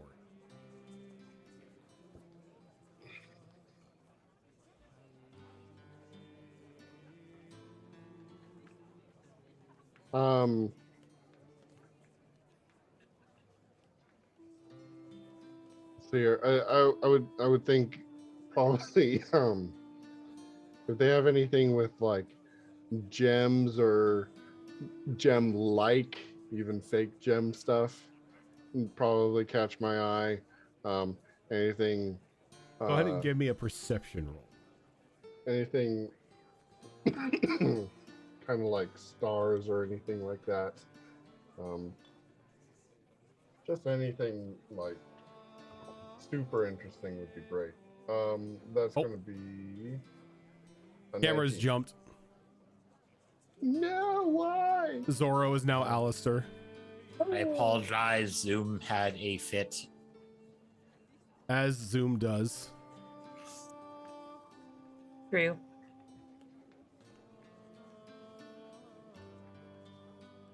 Anything bug shaped too. What'd you get 19. for 19? Mm-hmm. There is one thing that seems to catch your eye That is all 3 of those. As there is Bleh. a small, what almost looks to be snake, sort of coiled up around a green gem, with a mantis sitting at the very top of the gem. Just like this strange little sculpture.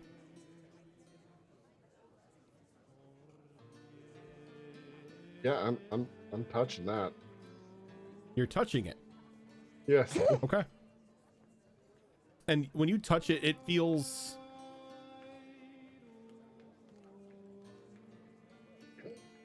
strange. Is it Almost on a as if you- shelf above 4 feet? No, it's down on the lower shelves, but as you touch it, it Okay. feels like it was meant for you. That's always a good sign. Yeah, I grab it. Okay. But at what cost? Oh, I'm surprised. I guess I'm not surprised that someone. You're from the Howling Forests, correct? Kind of cock my head at him. Yes. So is that, or so I'm told anyway. The individual who brought that in said that they found it on one of their excursions through the forest. Any more knowledge? Just that it was strangely warm when he held it. When I touched it, it just felt like plaster. Don't know what happened to him. He was here one day, sold it, and left the next.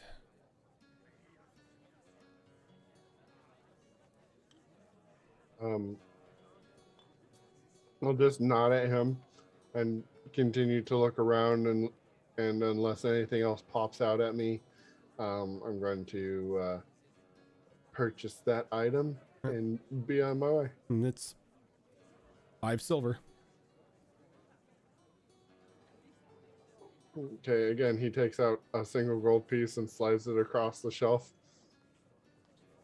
Thank you. As he takes the coin and everything, and he's like, you begin to walk away, you hear a clanking in your bag.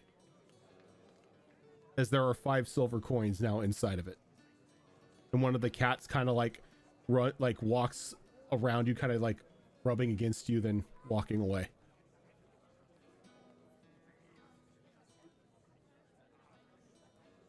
Thank you. And you just get a meow. Scritch.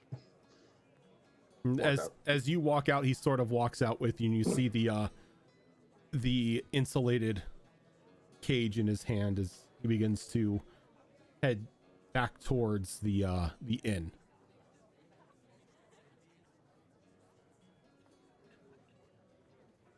Now, I remember seeing my dearest and closest of all friends in the world eating, right? Yeah.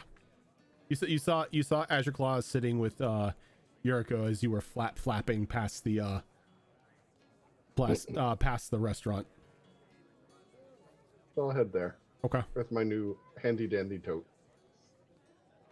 You accompany Stitch the entire way. Not really saying much, but it's quite obvious you're headed in the same direction. And as he's walking up onto the establishment, there is a very familiar flap to all of you. You now see Coon walking along. He's got a tote bag now with like the bear kind of like sticking out of it, and he sort of waves over to Mia. Oh, good. I don't have to go into the establishment. Your cage. Done already. Wonderful.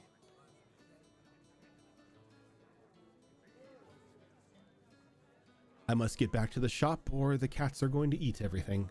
Hope you have a nice rest of your day. You as well. Turns around and starts walking back off.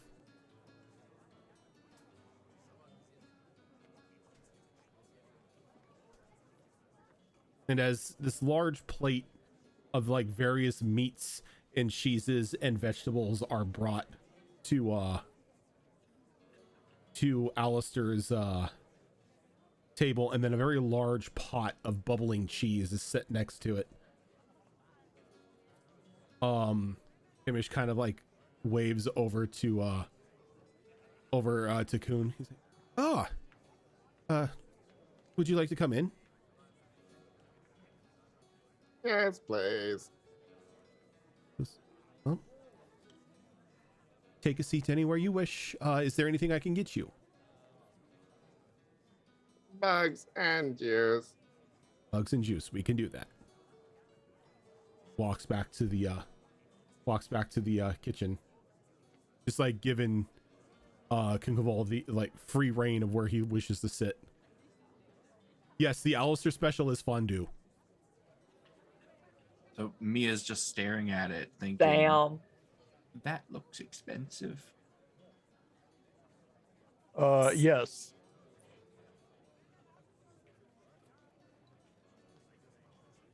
So did you find anything out when you went to the house? How'd you know that? You were spotted. Bye. This one gestures over to was it Mia that saw it? No, Who saw it? Azure Claw. Azure Claw. There we go. Azure Claw. Alistair Azure just Claw. looks over to Azure Claw and be like, okay. Just kind of notes it down. Yeah. Pretty much wasn't anything special. Windows were boarded up. Doors closed. Nothing out of the ordinary. No suspicious people either. Sounds like the tenants own a shop that we were going to go and ask them about the house. Perhaps your presence will incline them more to talk. We'll have to see about that. All right. Just goes back to eating the meat. It doesn't take long for Kimish to come back out with a plate of fresh bugs for Kunkaval and a very sweet berry juice.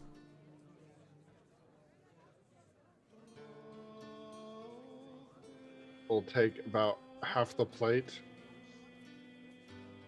and dump them in the cup and Okay. drink it all down.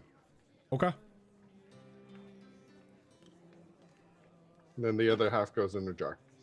And at this point in time, one of your jars is now almost full of bugs. Oh, we're gonna have to collect jars. Oh my god. We've got lots of jars. Every time we eat pickles or something, you're just gonna be like, I want to keep the jar. Drink the health potion, save the jar. Why would you waste them? Seriously. That's reusable, bitches. Wait, have we just been drinking health potions and like smashing them on the ground? That's what I afterwards? always think is Yeah, people drink it and just I'm toss it because like the health potion glass And is we pretty did- much just like, you know, trash glass that they just use because they know the adventurers aren't going to hold on to empty things. We just That's store like that. We just Sail. store that shit. Dale has like the ones that break. I always imagine in my head every time Ash uses, she just went, "Ah!" Raven. I love that video. He said it was breakable.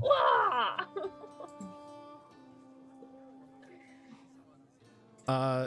So yeah, as you have a nice meal, something your bodies have been craving since 3 days rest, let's go ahead and take our first break for the night.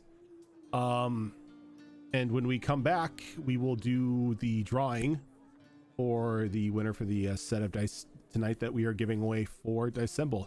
Assemble, assemble, everybody! Dice-sember's here. Dice Goblins Assemble. So if you wish to enter a giveaway for the Miami dice set tonight, use !Dicember, and we will do a drawing when we get back.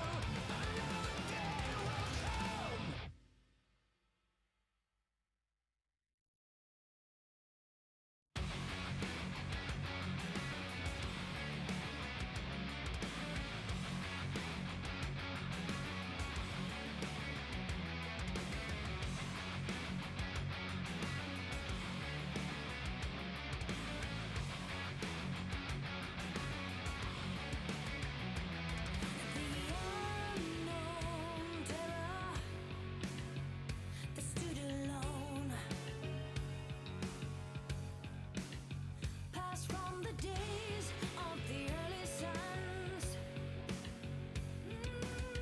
Through worlds of lost belief, laid waste and buried deep. Summer do we set out to fall.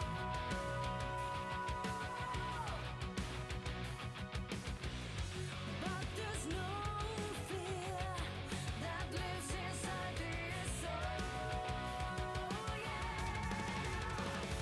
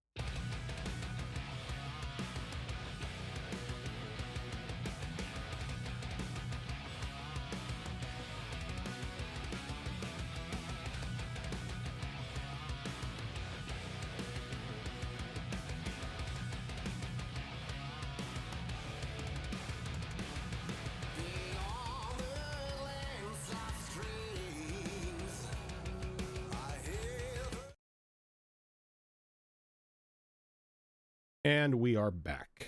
Hi. Hello. Hi. Excuse me. It All is right. time. It is time for the dice drawing. So, There's drawing dice. dice spot, do the thing. Moo. I spot I guess away. I'm Dicebot, aren't I? I mean, you're kind of in charge of it, so yeah. Yeah, you're kind of Okay. dice spot. Yeah, that's okay. And your That's okay. winner is It's literally the very least I can do. I mean, if you like, Siva! ah, don't make, Diva. don't make the Don't mistake pull your a son Raven. did. Yeah, don't pull a Don't do Raven. it. Don't Don't pull a pull a raven. raven. Don't pull a raven. Wow. Tell Is us that what you Siva, won. what did you win? It Is was that during. I win cracking dice. Yay! Yes. is that just what we're calling it now? We're just calling it a raven. Yep. Yeah. Yeah. No, it only qualifies as a raven if you are in the middle of getting a caffeinated beverage when it happens. Ah, That's nice. Well, that's dear. kind of a Canadian in general, though. Oh, Because sorry Fox about does it that. too. Siva, congratulations. Shoot, if she doesn't have it, shoot Zorro the information for shipping and everything like that, and we can get the dice sent out to you. I know we've mailed stuff back and forth to each other before, but it's been buried in just a horde of our DM conversations. So when it's time, I'll gather that up probably. The goal is to send it out mid-January once I have everyone's addresses and just kind of do it all at the same time. Once So, the shipping rates die down. yeah, that too. Could Yeah. potentially be the end of January because of that. So yeah, it's like holiday season. Like all the shipping costs go up. 35% uptick. Yeah. and don't like- ever think like I have your dice hostage, because trust me, I already own a set. A set. Only one. But remember, Most if of you them, don't- 90% of them. If you don't claim your dice, they go into Zora's collection. Yeah. And we all know how big that is, so don't tempt me. So, That's a nice collection you got there. Wow, thank you. you finish up your meals. Mm-hmm. Everyone is nice and refreshed and happy and not hungry anymore. Unless you've ordered a special or anything of the sort, it's about a 3 silver cost. Kemek and Alani had their meal paid for. Mia, recovering Alistair's tab, the grand total comes up to 2 gold. Lord Alistair. You're the one that said it too. You're like, that's expensive. Yeah, well, I didn't know the Alistair special was fucking fondue, Kalani, like but that's okay. I gotta. Maybe you shouldn't be brown nosing. That's true. That is true. You don't know that's what I was doing. Kalani like clears the plate. Alistair like, there's doesn't. no food left between her and Kimmick. She eats all of it. We'll pour out the contents of my bag so that all the silver pops out, Okay. and then slowly start putting the other stuff like the stuffed animals and whatnot back in the bag, and leave the silver on the table. Makes a mess. To just unclean the mess. What is everyone's passive perception? 14? 13. 14. 12. 14. 9. 9. What about Kunkabol? 17. It was What- like 17 for his. What's Yeah. what is Kunkaval 17 as well? Passive I'm I'm perception. not. Okay, never mind. So you stuff everything back into your bag. Okay. And you all That exit. bear or Slimer gone, he's going to be really sad. Nope. All your stuff is there and accounted for. You even made sure. Mwah. But are all of you heading towards Free of Strings after the after your meals? Probably. And if that's the plan, I mean, yeah. Okay. Yeah. So yeah. Is that the end? No, that's the That's toy the toy store. store. The toy store where the Owners- owners of the house, owners. haunted house. Okay. And all of you walk in, and one by one as you go in, there's that very familiar bell sound. As Charity walks on out from the back again and kind of gives everyone a bright smile and waves over to Kunkaval. I see. Can I see what's making, like, what's triggering the bell ringing? Is it magic? Is it mechanical? It looks like it's just like a little mechanical thing that as like you're passing through the door, your foot is stepping on like a plank in the wood that's sort of like sending a signal up to the bell to ring. Like the 7-Eleven thing. They're like an old school barber shop. Yeah. Oh, I see you brought friends this time. Well, welcome everyone. If there is anything I can do for you, please do not hesitate to ask. You're up, my lord. Ah, thank you. Your name, ma'am? Charity. Nice to meet you, Charity. Name's Alistair. We hear you have been having troubles with the with your home. Oh, yes. Just recently came into my possession after a relative of mine, I should say, passed away. My uncle. Can you give us the details? Everything helps at this point. What sort of details are you looking for? Well, you could first start off with your uncle. What happened to him? Can't say. One day he was just, well, dead. Anything? Some suspect murder. Others just think he died in the night due to the cold. Nobody can say for sure. There were no marks on his body anywhere. Did you happen to meet him on that same day? Anything suspicious coming from him? No, I lived beforehand. I lived over in Oak Rush with my husband and our little girl, but since then, after we got the message that he had passed away, we moved our stuff here and hope to start a new life. And then about a month into living into the house, giving it some very much needed love and care, things started to break and fly across the room.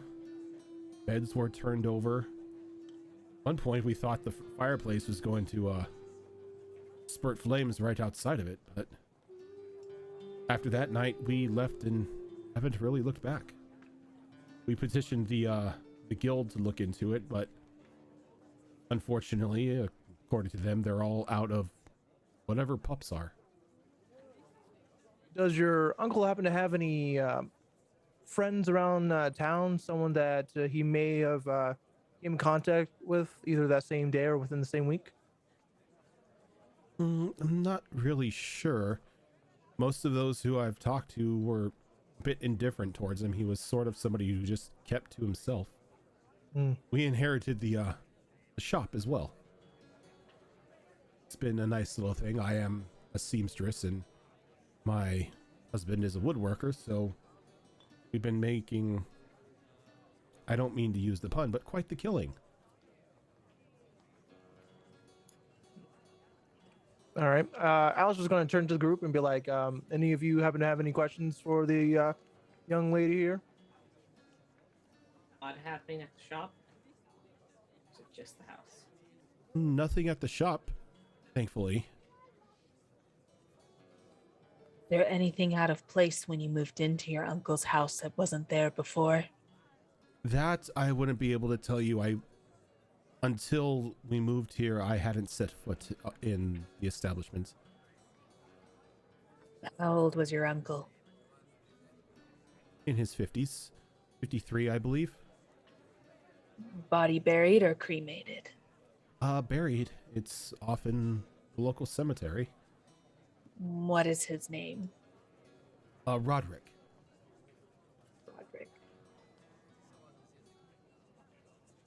Cemetery could be one spot we can go to, perhaps. see if there's anything that was missed on his body If you're after looking, the house. yeah, if you're looking to exhume him, you have my permission, but you may have to wait till the snow stops. The ground may be frozen over. And I don't know that if any is of you true. have tried digging in frozen ground. It's a bit of a chore. Actually, that'll be no problem. But perhaps we can do the house first. Oh, you are tasked with looking into the house. That is correct. Oh, here you go. She reaches into like a small purse and pulls out a key and hands it over to Alistair. That will get you into the front door. Have you seen or run across any strange symbols? Symbols? No, it was mostly interference with objects. No strange voices? No strange voices. Didn't necessarily see anything physical. Didn't hear any threats against my life. It was, again, just breaking things. Did you Similar find items? anything Oh, sorry. odd in the house while you were doing the renovations? Anything that seemed out of place?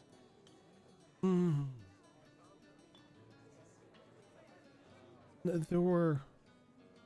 Now that you mention it, there was a book talking about... I don't know if I'm pronouncing it. Transmutation. I'm not sure You what... still have the book. Oh no, we left everything in the house. I don't know what to make of it. I don't know what transmutation is. A lot of the writing in the book just seemed like babble to me. Well, we'll try and track it down while we're in there. Indeed. I would like to take a look at this book as well. Well, if you're able to find it in the house, be my guest. All that I ask is you don't break any more of our stuff and don't damage the house. It costs quite a bit to bring up to a livable condition. Don't worry. We were told not to set it ablaze or anything and to keep it mostly intact, depending on what we encounter in there. That would be appreciated.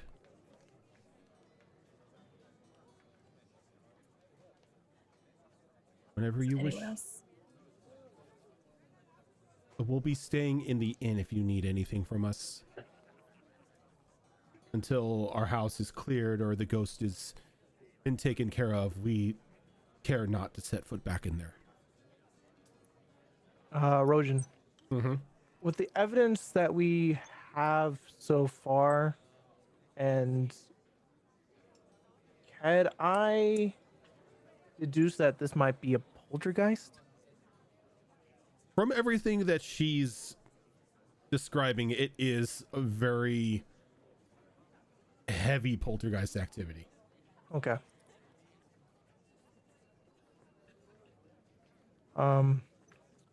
Alistair's going to be much. Thank you for your time, ma'am. If there's anything else, please let us know. We will do our best to help you in some way. Well, there is one thing. Yes. If you're looking to just investigate the house, it would be best to do it during the day. It didn't necessarily seem to be active during those hours, but the moment the sun sets, that's when things started to get out of hand. Very well. What time is it right now? Right now, with all of your shopping and everything, it's probably about 3 or 4 in the afternoon. What time does dusk usually settle? You've probably got like another hour and a half, 2 hours of daylight. Hmm. But you still have that point of exhaustion as well. Yeah. That is a tomorrow-esque problem. How much does Nalani know about poltergeists? Give me a history roll. Give me history or religion. Up to you. Get it with advantage. Yeah, I was gonna say this Yeah, gets you do. advantage because it's undead, right? Mm-hmm. Well, because Hunter. Yep, Ghost Yeah. Puncher. That's actually pretty good. Even if you were a ghost puncher, you get it just because you're a 22. hunter. 22. You know, You know, even though they are annoyances and they're mischievous little buggers, most poltergeists aren't really dangerous to those they share a house with. They're more a danger to the pictures and the vases on the walls, or wanting to stack books for no apparent reason, but normally they don't tend to get aggressive with any of the anybody who seems to be in their house. Okay. They're more like an annoying yappy dog than anything dangerous.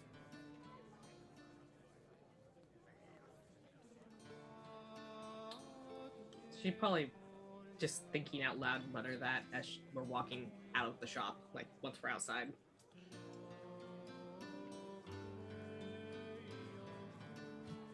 Well, I suppose it would be wise to do the investigation first and then see what happens at night.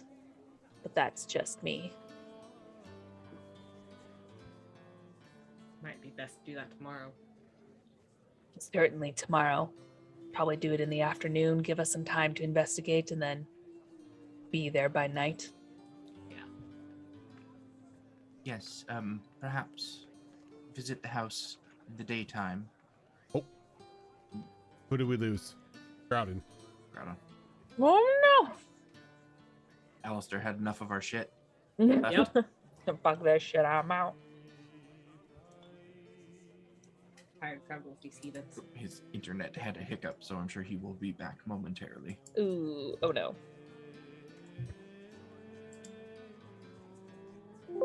Yeah, we'd probably just go to hang out and go to bed then. Okay. Then we get this underway. Yeah, visit the house tomorrow during the day, and then see what we can learn there. And if we have to, go visit his grave after that. And again, if we have to, return to the house at night. Sounds good to me. Solid plan. Okay.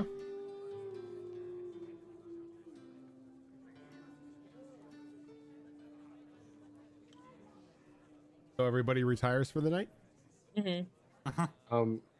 After everybody leaves the shop, there's flap, flap, flap, flap up to the counter.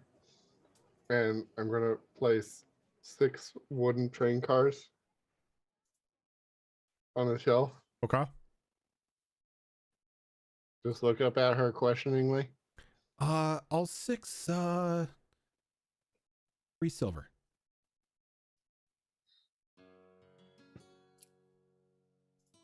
Gonna take a gold coin. He's like, do you want the silver back? He's like, she puts 7 up in front of you. No, thank you. Are you sure? I can go to buying other things. It's okay. And he's putting the cars in his bag and walks out. Okay. Thank you very much.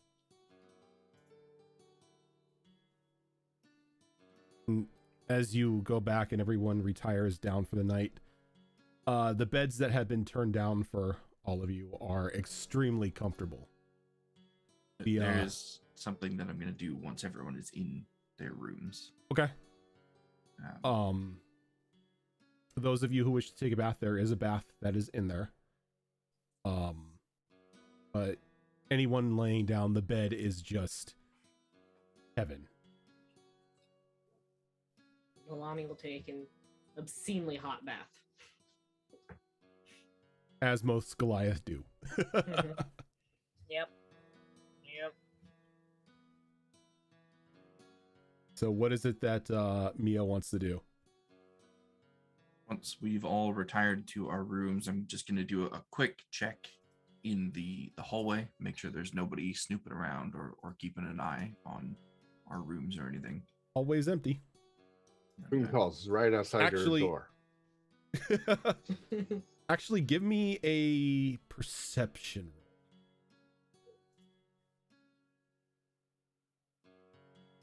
8. 8. Hallway's empty. Okay. Then I will go into my room, close the door, lock the door, and then There is a lock because you have keys. Never mind. Is there also a chair in the room, like a little desk or anything? Yeah. There's like a little desk and everything. It's got basic amenities inside of it. Yeah, I'm gonna butt the chair up against the doorknob, just in case. Okay. And before I bed down for the night, I am going to do a bit of magic.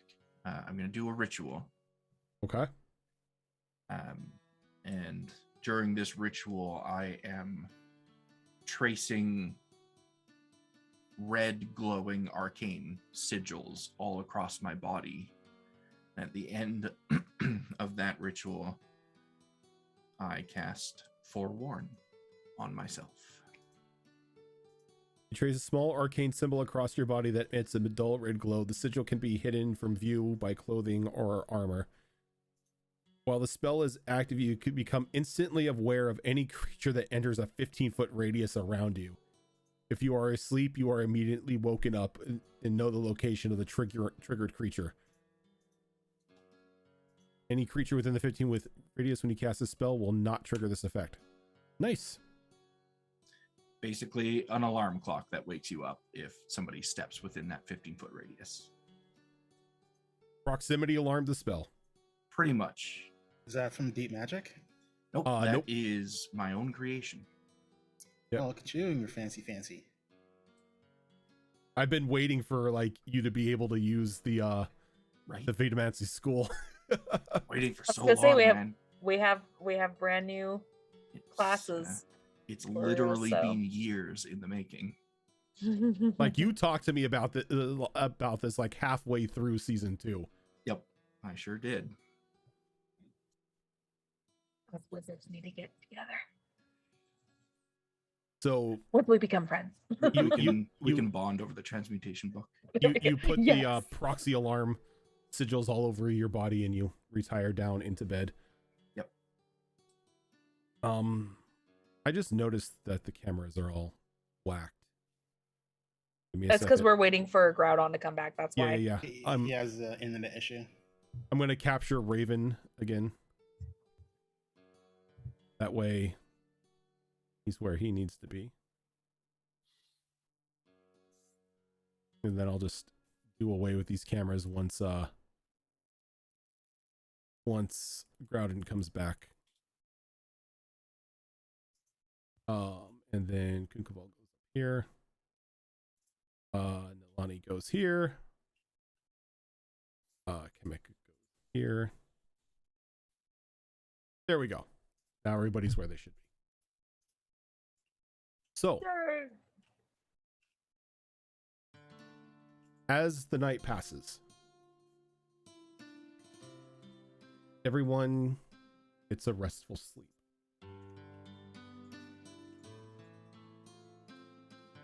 Upon waking up in the morning, think of all your teddy bear is sitting at the foot of your bed, sort of like slumped over. And there's a note on it that says, "You dropped this on the stairs, dear. Don't worry, it's okay." And it's signed with the front desk operator's name.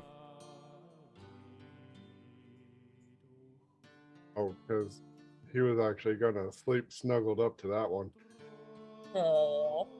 but I didn't think I had to say that. Maybe you did fall asleep snuggled up to it. Actually, give me a history roll. Not a history roll. Just give me like a straight intelligence roll.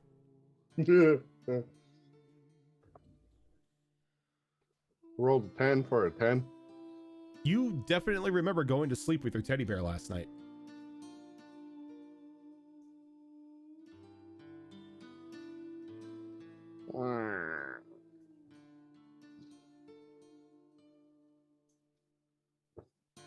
I'm gonna tuck that one away. Okay. I had something wonderful planned for that teddy bear. Don't you ruin it. You're gonna ruin it. Me ruin things? No. Why would I ruin something?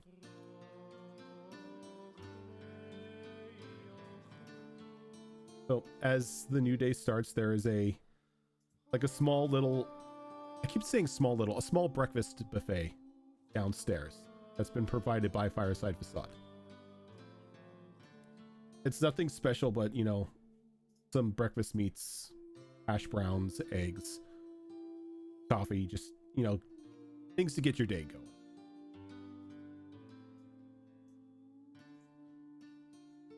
When Kimmick wakes up in the room that Nalani and them are sharing, Nalani's probably staying there without her armor on yet, so she's in her loincloth and her basically a string bikini top is what she wears underneath everything. Just doing some basic exercises. And Kamek hasn't seen before. No. Many times. You have been haunted by this probably. Yeah. Does not care. Kamek is probably just sitting there, just catching up on some reading, and at that point, Moonin is back, and they're just petting this raven while they're reading.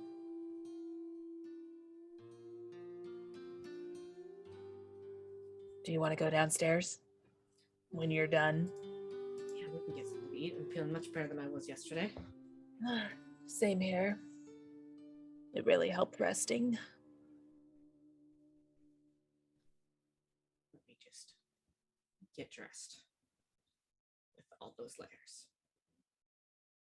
By the way, that book is a great interest to me. If we can figure out what that book is all about inside of that house. I'll keep an eye out for it. Thank you. I'm assuming it's something I don't want to know why. You don't need to know. Okay. It's just a great interest to me. Just like la la la la la la la. And then as soon as Nalani's done getting dressed, go downstairs and drink some coffee. Yes, because that's what the goblin needs is coffee. Yes. I need to wake up. Nalani's just pieing her plate full of as much meat as she can fit on it, and then some. Outside of everybody's door, they find a little bag with a wooden train car. Alistair, who still isn't here yet, has the engine. Nalani has the coal cart. Mia and Yuriko have the I don't know what they're properly called, but the bed car. Where people The sleeping Call car. the sleep cars. The Yeah. sleep sleeping cars. car. There we go. Yes, the And sleeper car. and Azurclaw has the cargo car. So you're just leaving these in front of our doors. Yep. The name of this group is the Train Gang. The train wrecks. Yeah, the train wreck. Kamek will pocket it. Yeah. Did Yuriko notice that Kuvo was like, behind trains in the toy store? No, because he did it after everyone left. Gotcha. Alrighty. She would still presume possibly it's from him because he's the only one in the group that she knows had like a metric fuck ton of toys in a random bag for no particular reason. Assessment. Plus, we saw the one car already that he bought beforehand Yeah. when he dumped out his bag. So Mhm. Yeah. So I'm like, she's just gonna leave it in her room. She's not gonna take it with her. she won't throw it away, but she's like, I'm not gonna take a toy train with me. Yay, I got Azrin to accept a gift from one of my characters. This life thing is broken. completed. I've completed. There's no reason for her to not accept it. She's like, it's a toy. She's just like literally, she just chucks it onto the top of her bed and leaves the room. Dude, I just had an achievement unlock thing pop up on my screen. So, yeah.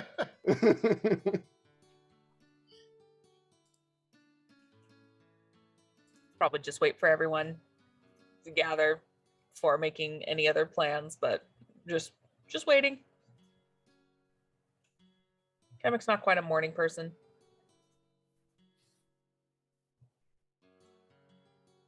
Hence the coffee. Are goblins an any time of day type of person? They're more nocturnal. Not when the evil day star isn't up in the sky and it's not cold on the ground.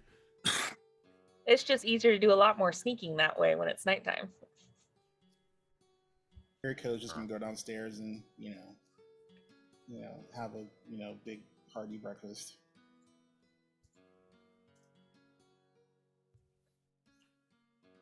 Okay. When I go downstairs, I'm gonna walk up to the desk lady who is, I think, the one who supposedly wrote the note. The older gnomish woman, yes. Gonna kind of side eye her because I'm a little sus of her. Thank you for bringing back my bear. Oh, you're quite welcome, dear. It was just on the side of the stairs there. I don't know how I got there, but as I was making my rounds last night, making sure everyone was safe and sound in their rooms, there it was. I could have sworn I fell asleep with it. Oh, you know teddy bears, they can be mischievous creatures. Inside check. Okay. Holy shit, 24. 24? He was waiting for that. Yeah, well, She's most definitely joking. She's just like giving you a the little bit of whole like thing. The whole thing. Not just the one statement. I'm suspicious of this. She aside from the grandma humor, she seems honest in her retelling of the bear was sitting on the side of the stairs. Eyeball lick. Thank you. And flat. Flat, flat. I didn't plan on this being part of that, but I love it anyways.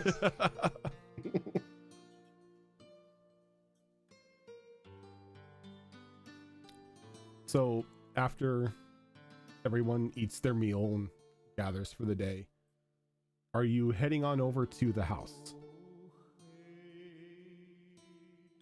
Yes. Yeah. Okay. So as you leave the inn itself, it's a bit brisk this morning, as a fresh snowfall happened overnight. But it's not anything that's going to hinder movements or cause any sort of damage. It's just cold. Thankfully for you, not too far of a walk from the inn to the house. And as you approach it, the house is just as Alistair saw it, a very fresh coat of paint on it. Brand new windows, though drapes on the other side are blocking any sort of sight into it. Freshly shingled. It definitely fits of what Charity was giving you information on it receiving some much needed love. From the street, it looks like any other house.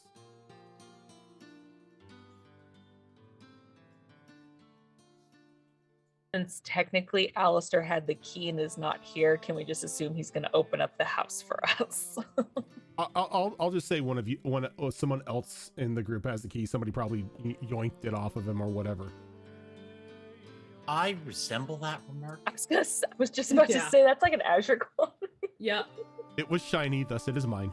Yeah. That actually gives a racial trait. That's Yeah. why I thought of it. I was like, "Oh, shiny! It was a silver key." As Mag says, if it shines, it's mine. It's mines. Oh Yep. God, that's Yep. that's literally in the race description. Please. You Mhm. made a raven folk, which is essentially a magpie. I don't know why it's not just a magpie folk. Because that's coming next.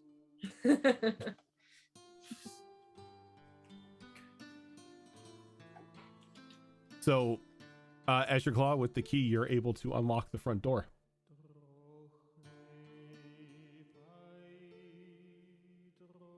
Peek my head around the corner as the door opens and see if anything looks out of place inside. Furniture's kind of thrown or all messed up or whatever. Ink and Liar, thank you random for dolls? that. Thank you for that raid.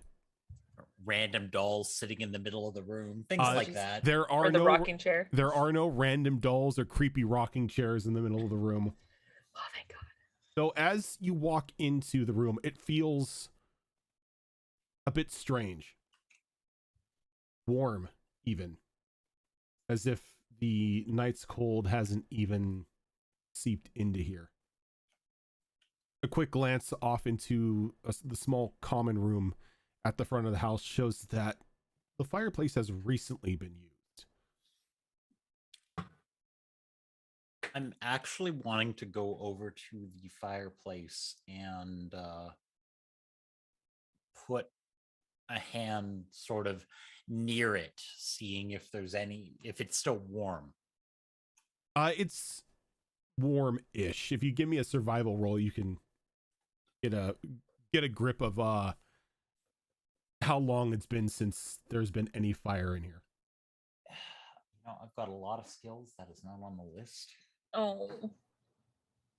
However, that is a nat 20 for a total of 20.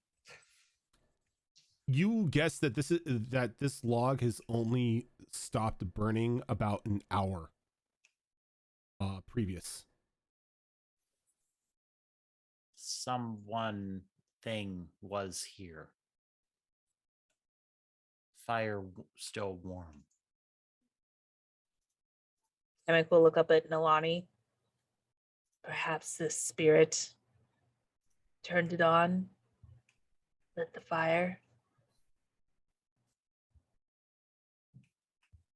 You're muted. Spirits can do a lot of things, but I not know Portuguese. Does spirit get cold? It's dead. It shouldn't Spirit matter. is cold, usually. Then why fire? Poltergeists mostly just like to break things and do random childish pranks. Are they usually active like that when there's no one else around to observe it? They can, but it's usually if someone's going to stumble upon it. That's the whole point. Curious.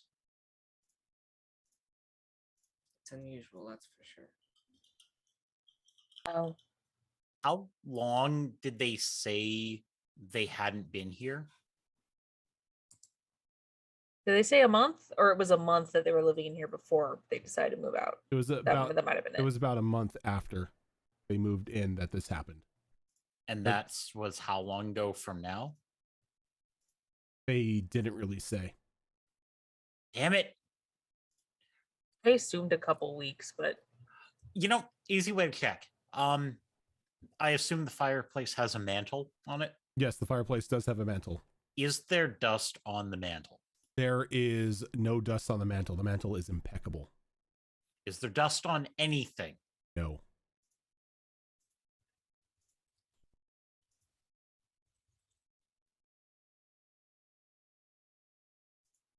Like, as in someone has recently cleaned this levels of no dust. Give me an investigation roll.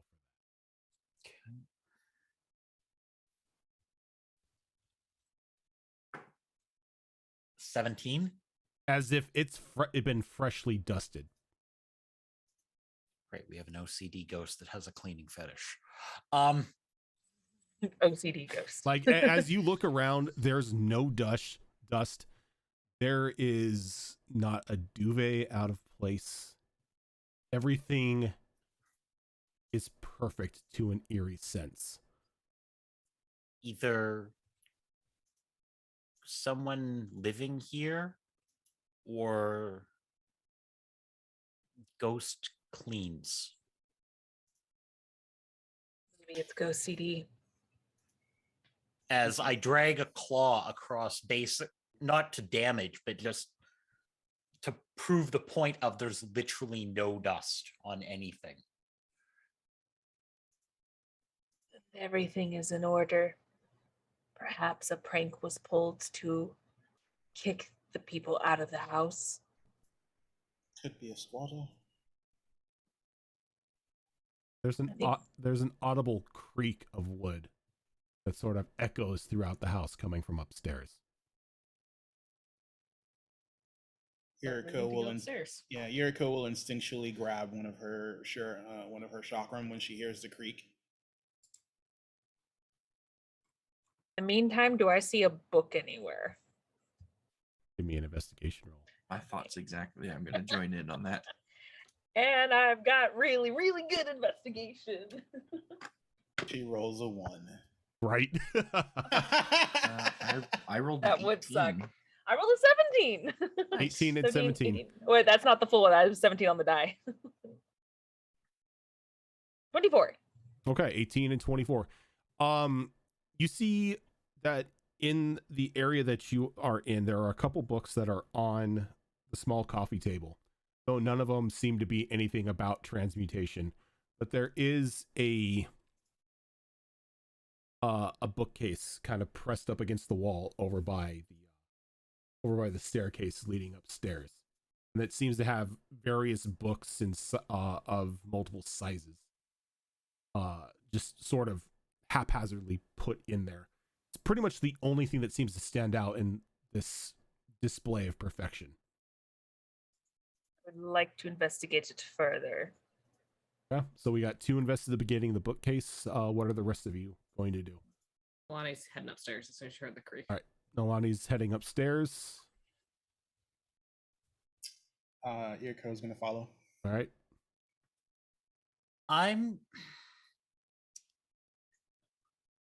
Is there anything like candle holders, anything like that are sitting out? There are a few like Do they look meticulously placed? they look as if, yes, they are very specific decorations. I'm going to push one of them a couple inches off kilter, Okay. And you like intentionally skewed. okay. And you push it and you just push it. And I'm just going to leave it like that. Okay.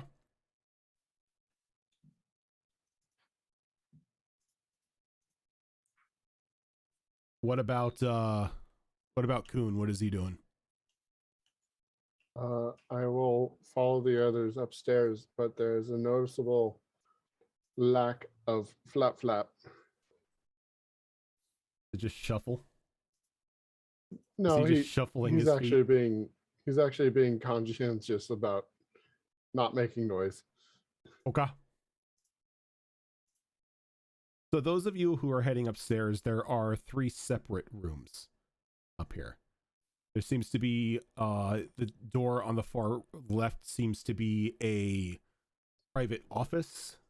The door in the middle is a bedroom, and the door on the right. Head for the office.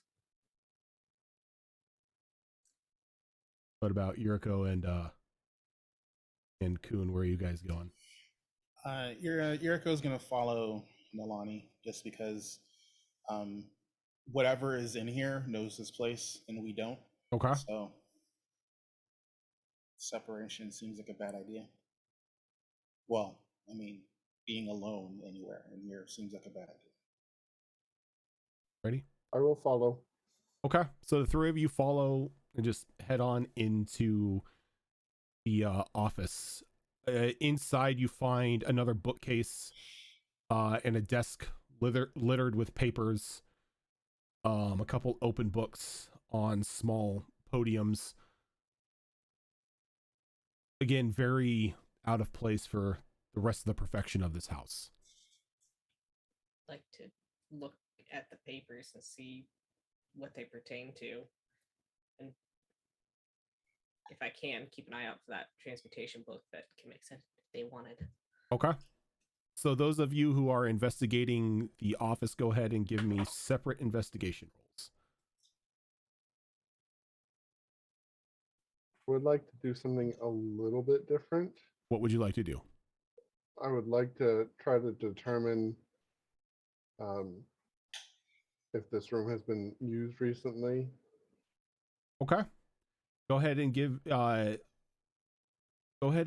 me a history roll. I was hoping for an argument towards survival. No, this will be history. Okay. 3. 3. Okay. Holy schmoly. Ooh, ADHD. Oh, we have these guys before. Hey. Yes, we did. ADH Adventures, thank you for the raid. Everyone, welcome on in. Jeebus. So with the 3, you don't really get the sense that it's been used recently. Though with this disheveled state, you still have this feeling that somebody may possibly be living here, even though it's technically supposed to be abandoned. For Nalani and Yuriko, what were your guys'? I got a 6. A 6? 18. 18. So, oh, well, congratulations to that for your DM getting engaged on stream. Woo. Hell yeah. That was awesome. That had been so cool.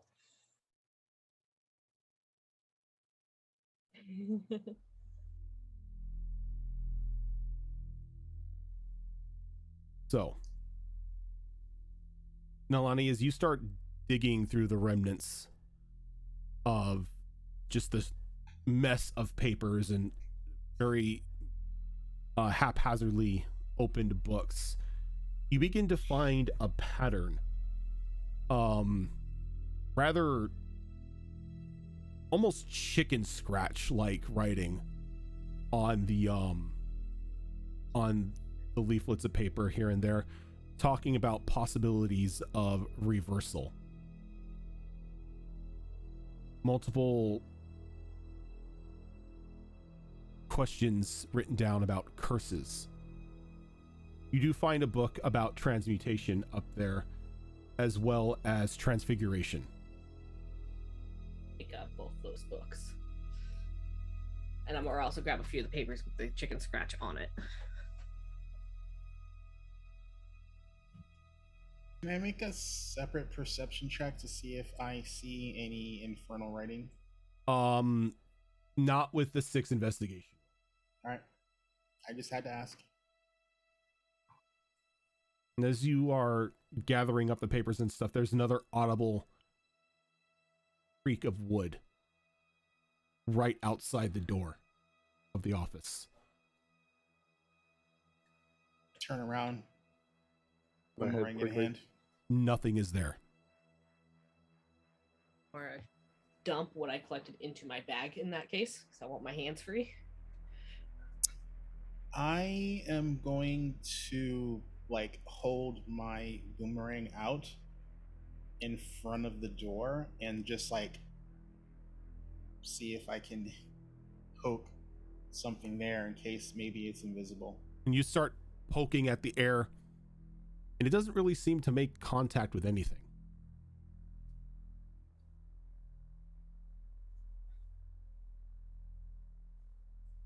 You heard the creak too, yes?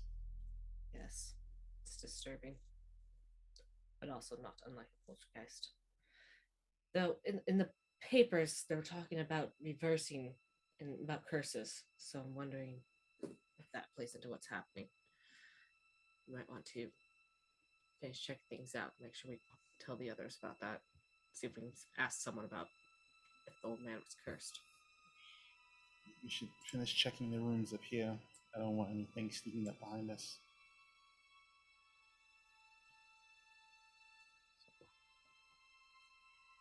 There's nothing else that stands out in this room. Head towards the next room. Okay.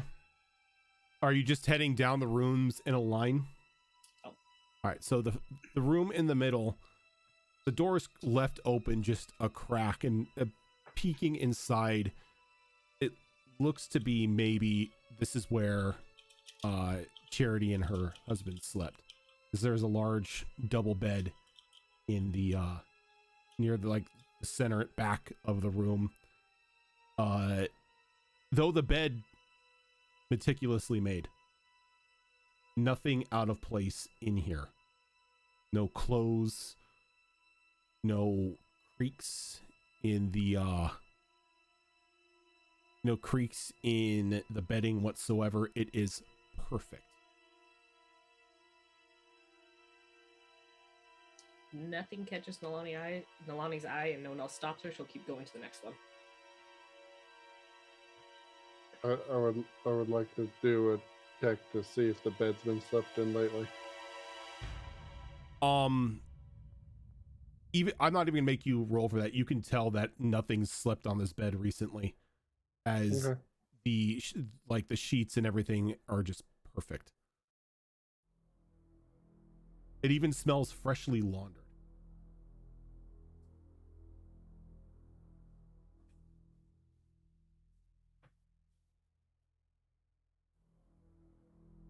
Going down to the next room.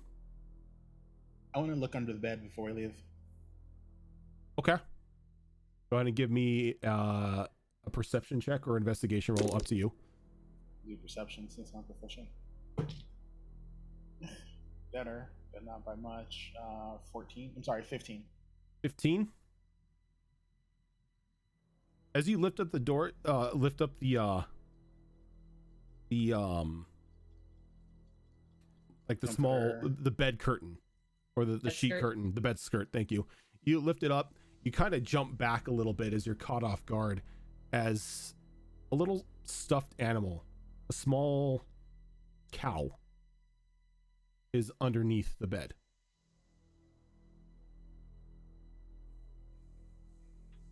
Take it. Okay. Does it seem like it's just a normal stuffed toy? Just your average, everyday children's toy. Seems to be stuffed with what you can only think is leftover cotton. Charity did say they had a child, so it might be the kids. So, Yuriko will put it in her bag and return it, just in case it does belong to the kid. Okay. And then, yeah, if there's no closets or anything in here, she can look in just to make sure there's no one hiding in them. Then next room. Okay.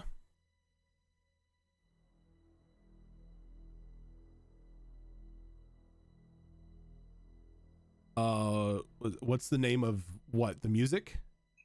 This is from Sirenscape, and it's called Death House Backing. Appropriate. It's from one of their Curse of Strahd playlists. Hopefully not too appropriate though. I needed something spooky. Yep. I needed something spooky. So as you go down into the children's room, door is wide open, and this room is a mess. The bed is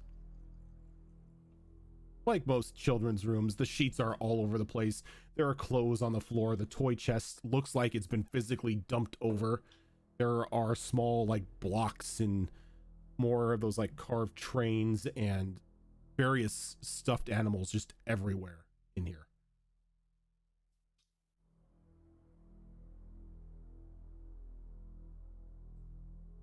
Does it look like this was all overturned recently, or it's probably been this way? I'm going to need an investigation roll for that. Okay. I'll roll as well. Fingers crossed. That one's not as good. That's an 11. Ooh. That's a 21. 21. Kuhn, are you doing anything? Same thing as the other two rooms. What's that? Checking to see if it's been used recently.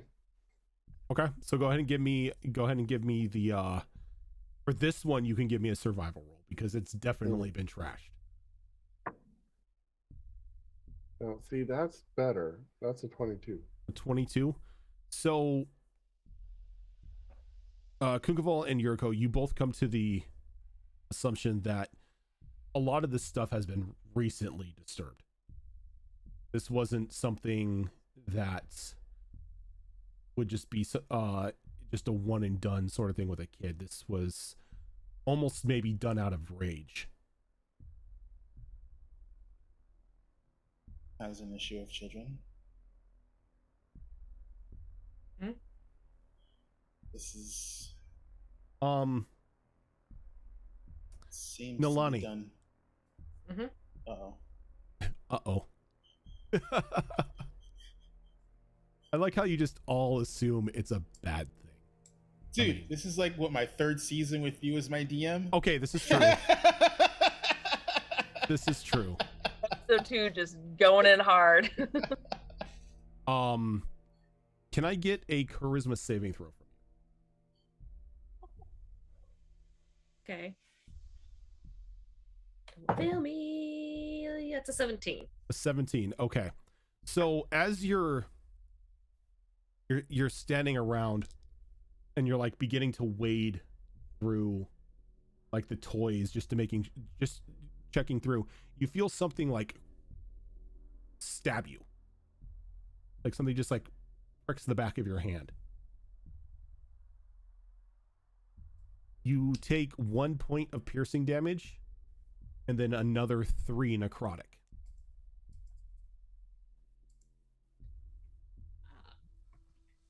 Can I see what stabbed me, or What did you get for your investigation? 7? 7. Or No, was it 8? Something like like you don't necessarily see what it was, but you do see that there are a couple like toy soldiers that seem to have metal-esque weaponry, so you just think something like that poked you. just shake off her hand. Look annoyed at the toys. I think it's worth telling the others what we found up here. One can possess the toys. That's gonna be an issue since we're in a toy maker's house. I'm not so sure if it was possessive. Maybe I just bumped into it.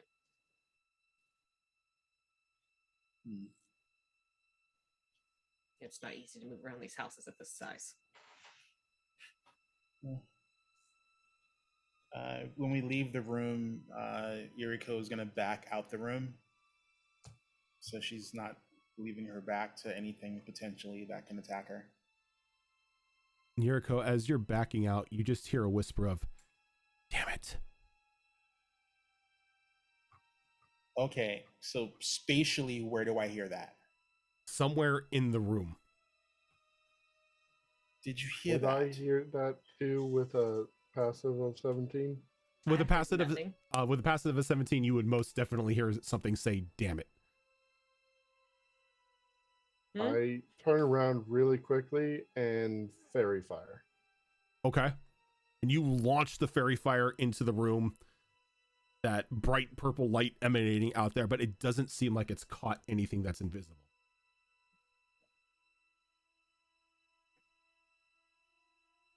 Though it sort of, it may catch one or two of you off guard as the little gecko person turns around and just throws out a spell into the room.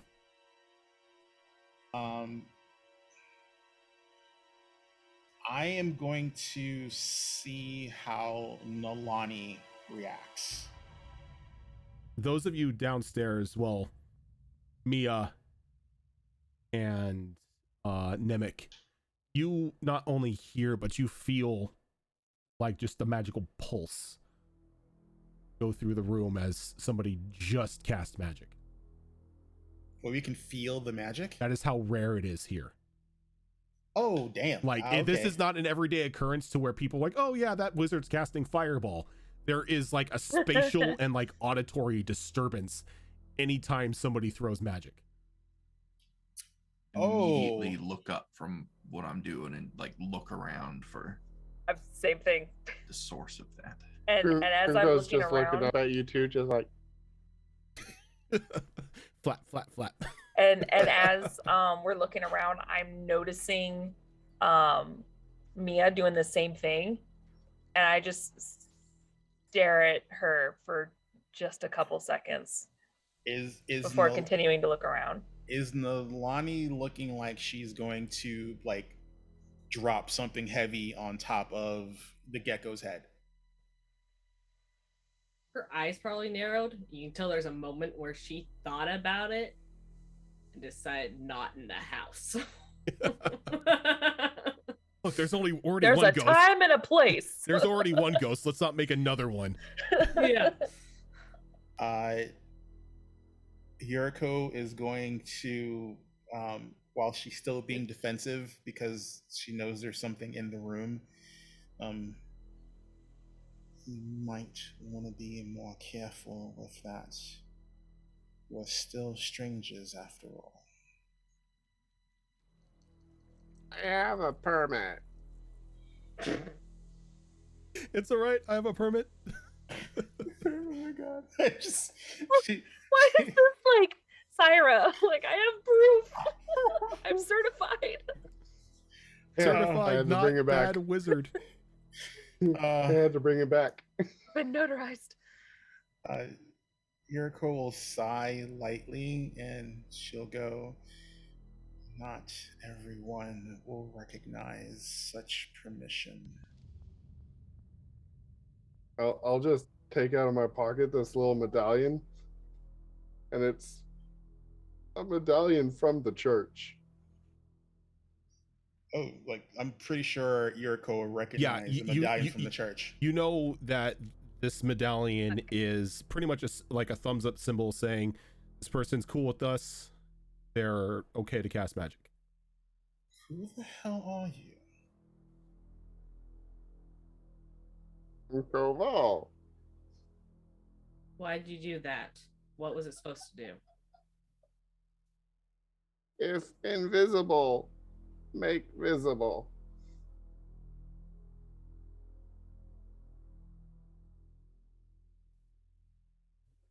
She's gonna eye the gecko warily as she starts moving back there towards the stairs.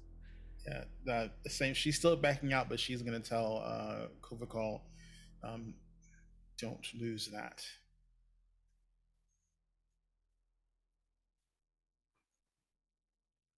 You're Put muted. it back in my pocket.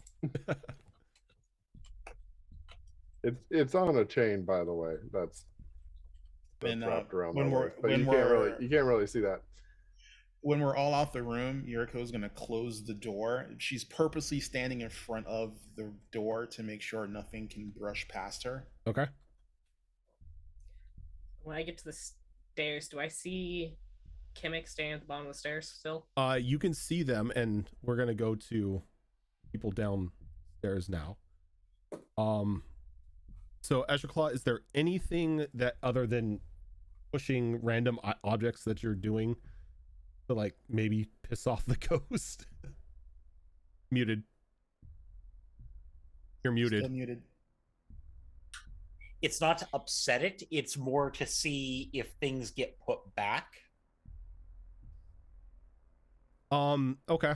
So Like pushing a chair out and see if the ghost will push it back in. You start to like intentionally displace a couple items here and there, but a couple minutes have passed and nothing is pushed back.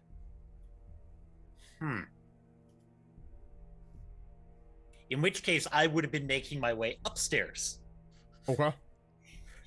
So as you're making your way upstairs, I'd say this is probably when the rest of the group is coming back downstairs.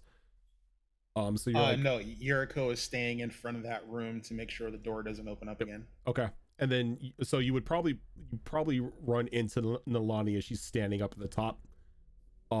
If Nemec and Mia want to give me investigation rolls on the bookshelf. Emic, but we'll get there.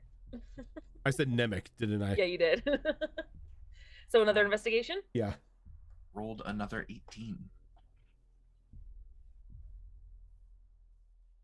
Nat 20 for 27?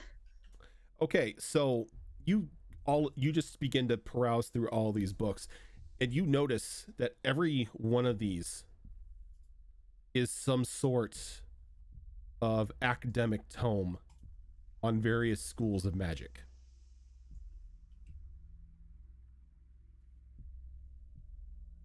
Does it look like they like is someone trying to study the magic as in they are learning about it, or is it more for the advanced already magic user? This is less of a practical use and more of an academic use. Almost as if like, say, a witch hunter or somebody would have in order to study up on the history and the uses of said magic, rather than here's how you cast fireball. It's describing the schools themselves rather than any way to utilize the schools. Magical theory instead of magical practice. Gotcha. You gotta brush up on the fundamentals, man. Very true. So seeing this, and you said you got a natural 20, right? I did. There is something else that you notice while going through this. There is a disturbance in the wood. Almost as if this bookshelf slides. After looking through the books and noticing that, Kamek will look up at Mia. You use magic, don't you? Not sure what would give you that idea. You reacted the same I did just moments ago. Why, I felt that, sure, but I think anyone that's at least half aware of their surroundings would have. You're more attuned to it. It tickles your skin. I understand it, but I don't practice it. I'm not a blood mage. Like these books, they're all different schools, as if someone was learning about them, understanding them. Seems that way. A little too obsessive, if you say. I think this bookshelf is a secret passage. Can you assist me on pulling it? Sure, I can give it a try. And judging from the markings of the wood, I'm going to grab one of the corners where I think it slides out and start helping move it out. Okay. If it does. It begins to move. So as when it does, there's an audible hiss as a small cloud of smoke is released from behind the bookshelf as it moves away. I need both of you to give me Constitution saving throws. Not a rogue. But I'm got very good con.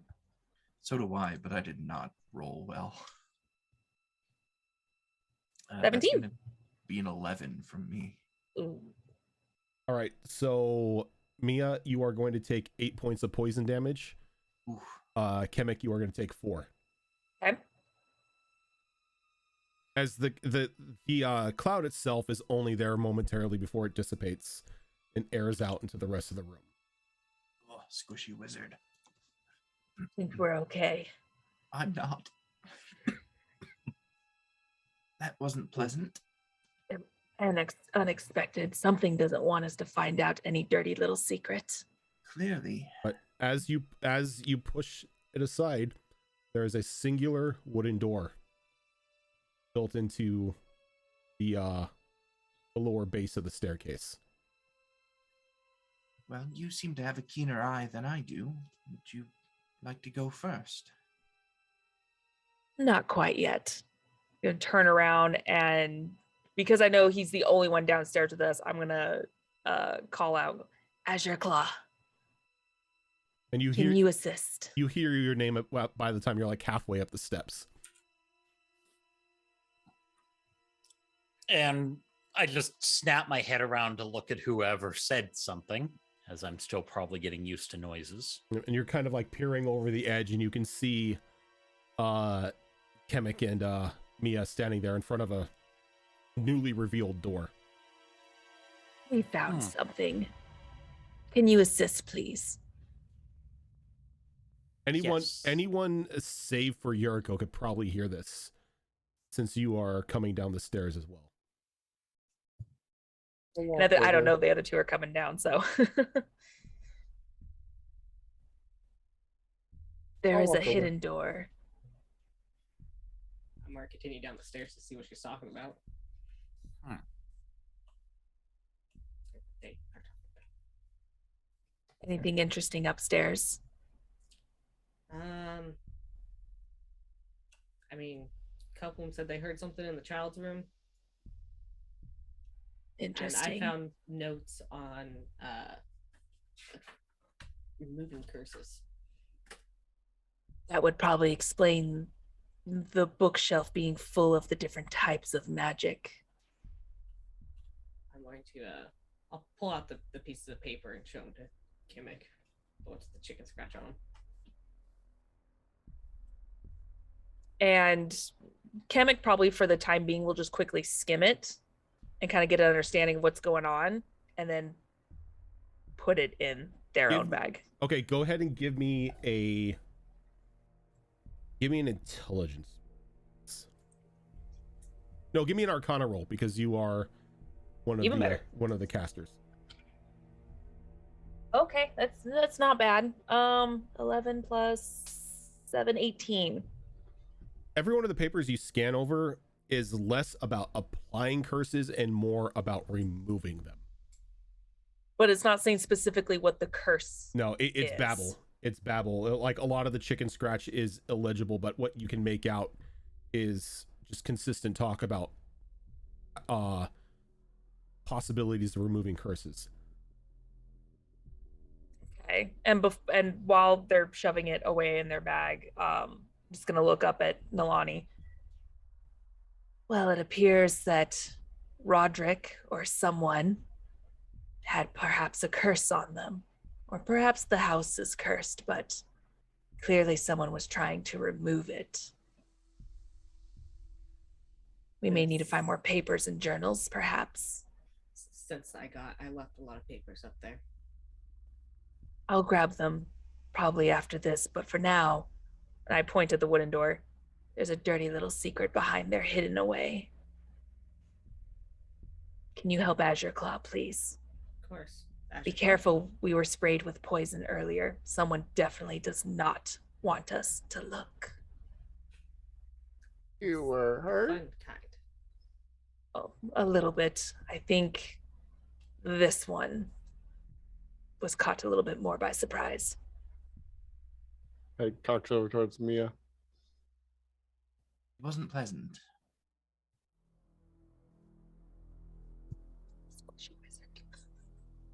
Do you want help? I'm sure a good night's rest later will heal it all up.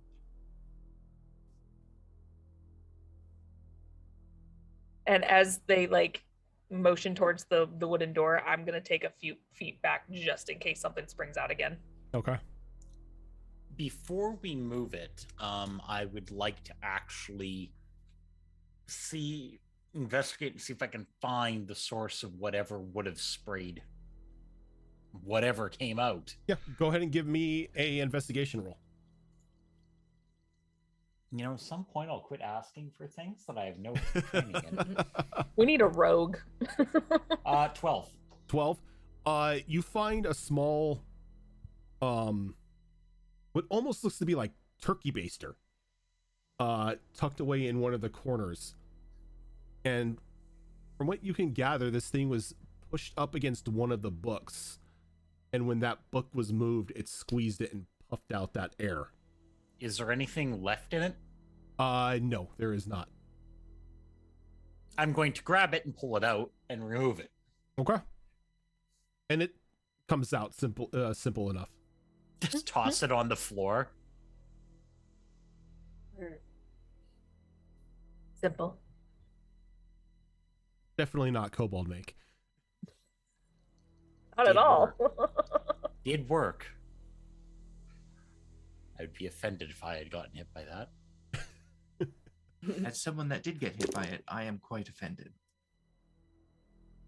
Again, rogue. I'm not. My first instinct is not to check for traps. Kronko's gonna waddle past Maya and tap her on the arm. It's okay. And I'm gonna cast Cure Wounds on her. And as you cast Cure Wounds, again, that tingle for those who are like magically attuned kind of like ripples through you. I immediately jump back. So you've seen clerics do this a lot. You've seen the holy magic, which is technically... Yeah, that's why I'm backing up. Immediately jump back, pull out my dagger, and like point it in his direction. What do you think you're doing? Thinking better. You got 13 HP back. Oh my god. You are a mage of some kind. Oh. You used magic, holy magic at that, wasn't it? His giant hand goes up. Nature magic.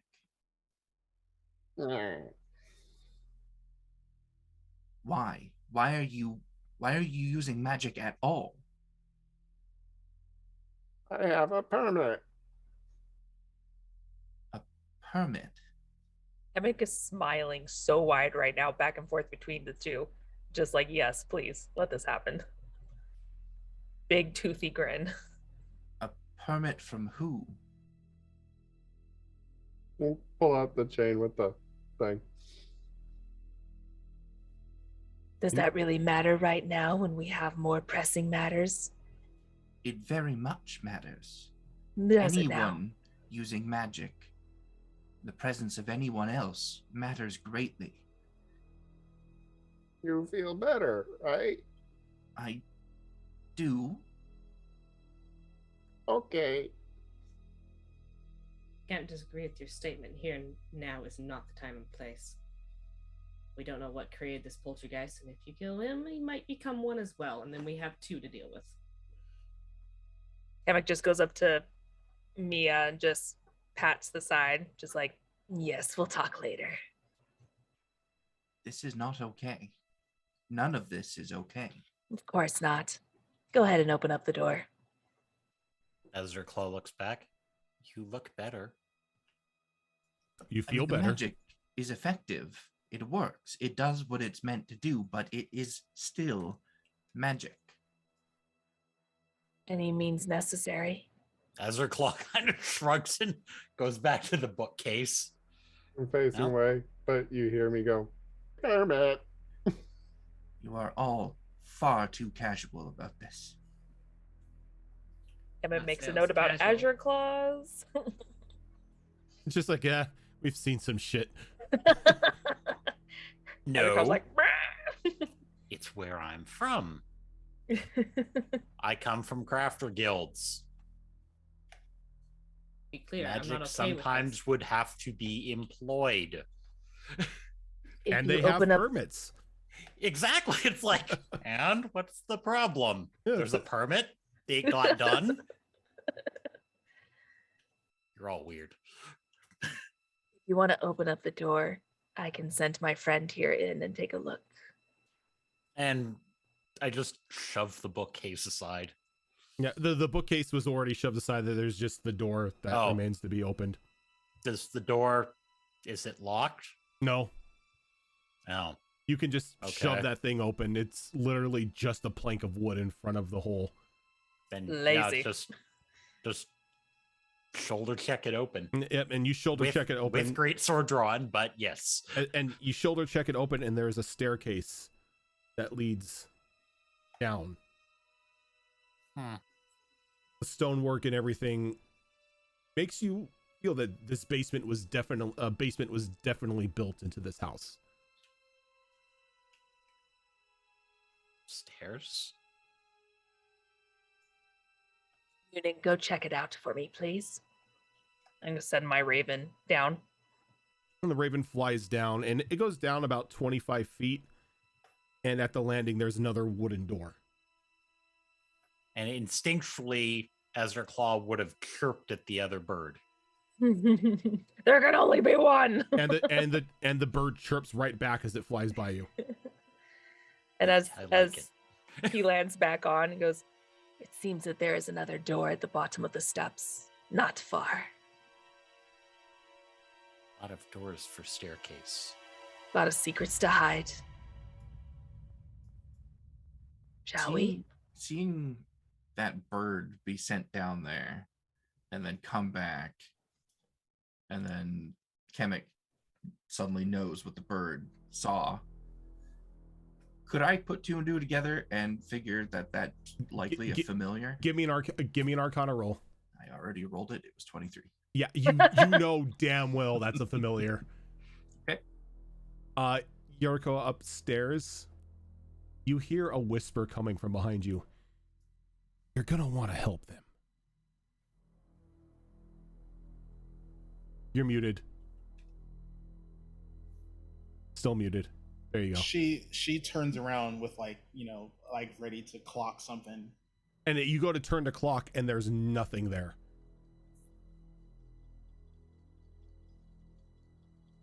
She's like, "Is everything okay down there?" Doors, stairs. Hidden door and stairs. And traps. Yeah, it has a dagger. It's a dagger.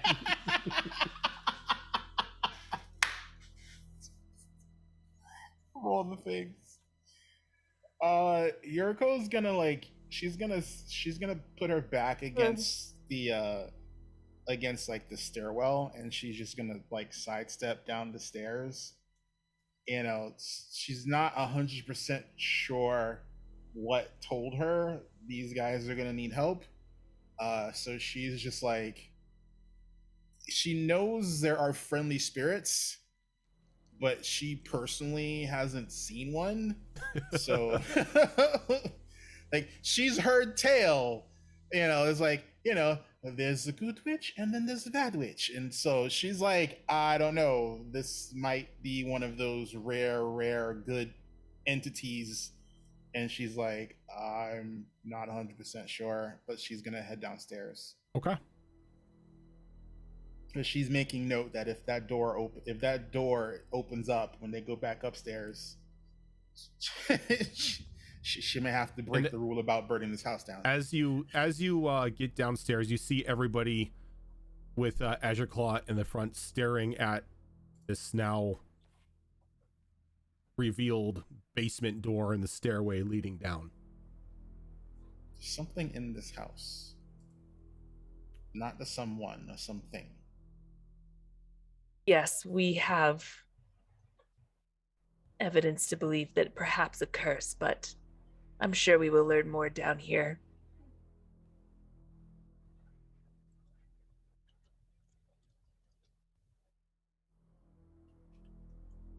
Has anyone checked the other door? Bird Speaking of check the first door. one. You froze. No. Bird checked door. Zoro froze, guys. Yeah, I see. Yeah. Why? Why you do this to us? Wouldn't be a Tuesday show without it.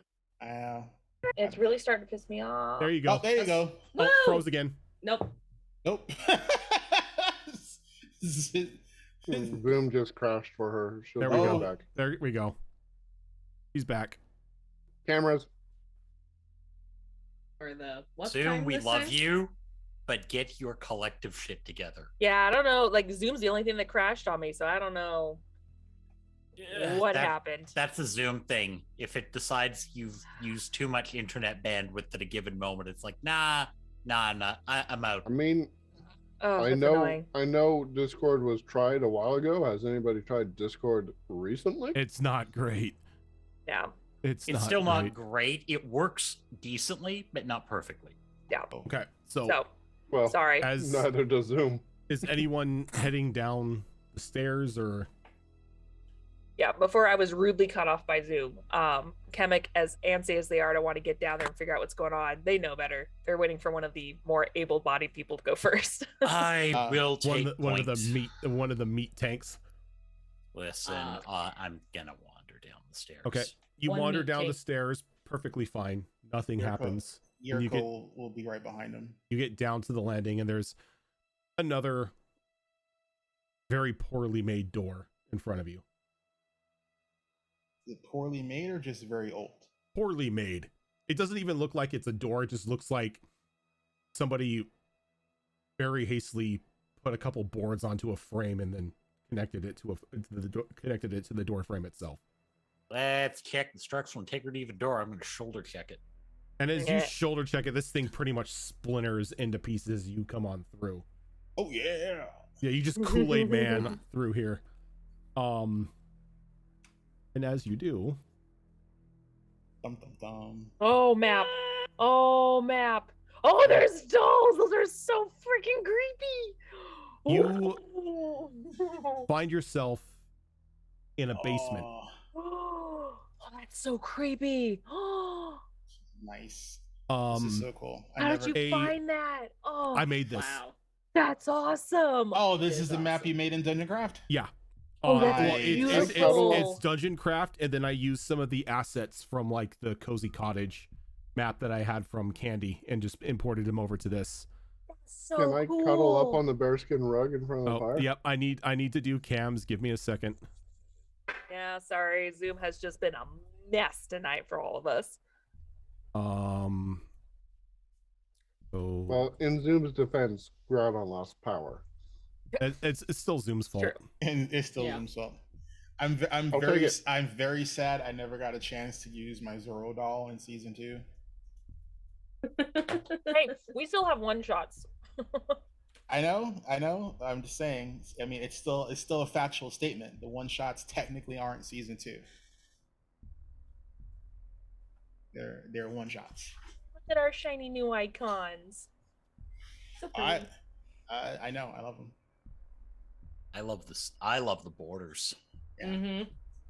And FYI, if these dolls are half as bad as Rose's doll, we're fucked.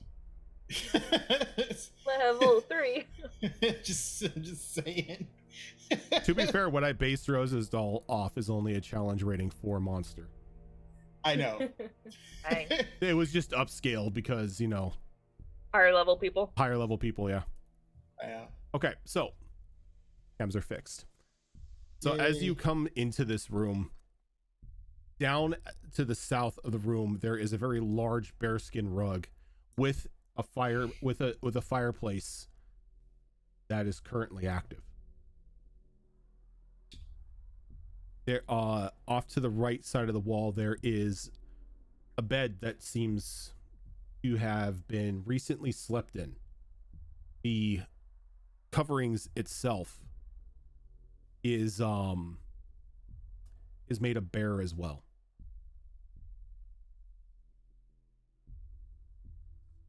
Off to across the way, there is a very large table with a single chair. A mug with some form of liquid in a small bowl of what looks to be nuts sits there. Adjacent to it is a decent sized chest and a armoire a bit away from it as well. And on the closest table to you is a small work table. 3 freshly made marionette dolls laying on it.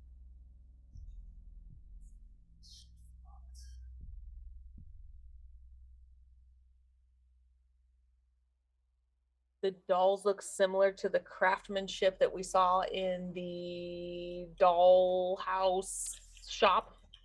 Go ahead and give me an intelligence roll. Why do you do this? Evie, stop eating the wires. Stop eating the wire. No, you can't have the wire. Stop eating the wire. 17. 17. Anyone else making a check on these dolls? Also, that was a also 6. We'll just... feel free to move yourselves around here as to whatever you are investigating. I'm how hard investigating. did that door? Oh, I was gonna say This- the door gave, didn't it? Yeah, the door's no more. This Uh, table the- over here and the stuff on it is what I'm investigating. Rojan, note for you: the tokens are not linked to the character sheets. They should be. Really? Because I can move mine. No, they're not Oh, no. linked. They're not linked. Oh, no. I removed the linking. Oh, okay. That way nobody can see your HP. We can't Oh, see each that's other's terrifying. HP. I don't think we can see each No, other's I HP mean anyway. that On way this- people on stream can't see your HP. Oh, Ah. got it. Got Okay. it. Okay. I wasn't sure. What about Kunkaval? Where is he going? Sorry, he just got back. Stepped away. Okay. Let's see here. I think I'll go with my original statement. I'm intrigued by the fire. I Okay. like warmth. I am going to keep an eye on our favorite gecko. Okay. He's there. I'm actually going to be there. So those of you who are For at what? the doll table, this is a pretty much run-of-the-mill workstation. There are various tools that are strewn about it. A lot of sewing and sewing needles and paints for these 3 brand new dolls. Mia, where you're at, looks like this is where somebody was eating recently. The chest off to the side is shut with a small lock. So it looks like this is a remnant of a toy chest. It's really not my strong suit here, but I don't want to get blasted by poison again. Can I check the chest for traps? Sure. Oh gosh. I've learned we got good investigation. What's that famous DM phrase? You can most certainly try. Yeah. Go ahead and give me an investigation roll. Elric, set me on fire. Okay. Right. I'm Right. good at investigation, so that's a dirty 20. From what you can tell, it doesn't look trapped. AC like was your 21. phrasing, sir.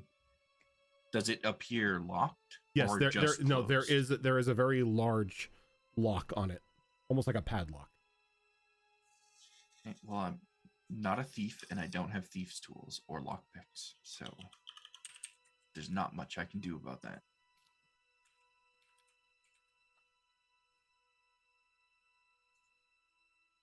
So yeah, I'll just Okay. kind of meander about after that, I guess, because I really have nothing that I want to do to force that chest open at the moment. Ah, shit. Evie, give me a second. Oh, cat stepping on stuff. Oh, yeah. Oh no. She won't leave my wires alone, Oh no. so she keeps pressing buttons. Yeah, we're on your screen now. There we go. Now Go. we're back. This is now a Rojan stream, exactly. I have overtaken the stream, even though I'm the DM. What did I get for my intelligence check on the make of the dolls? They look similar from what you saw in the toy store. They said that they inherited the toy shop, correct? That they did. I think there was a reason for it. These dolls are similar of make to the ones in the shop. This is already not a good sign. There's a chest over here, but it's locked up. Do we want to be locked up? I'm curious to see what's inside, but I cannot bypass the lock myself. Is it a padlock or what kind of lock are we talking? It's a padlock. More walk over and bash it with the blunt end of my glaive. All right, give me an attack Glad roll. we had the same Standing idea. 10 feet away from it, though. Smashy, We had the smashy. same idea. It's like, okay. I love Get how a it. lot I of the got characters reach. are in sync. I Right. love this. We're already in sync. That's pretty good. You wanted an attack roll? Yep. That is a total of 14. 14. Okay, go ahead and give me damage.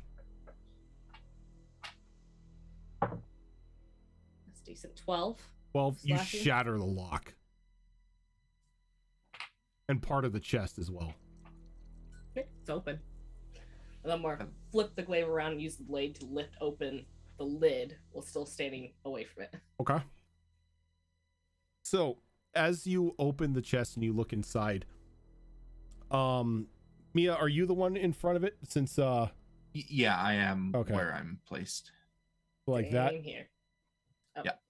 Okay. So Mia, I as wanted to stay there. you I look wanted to be 50. inside, Evie, I swear to God.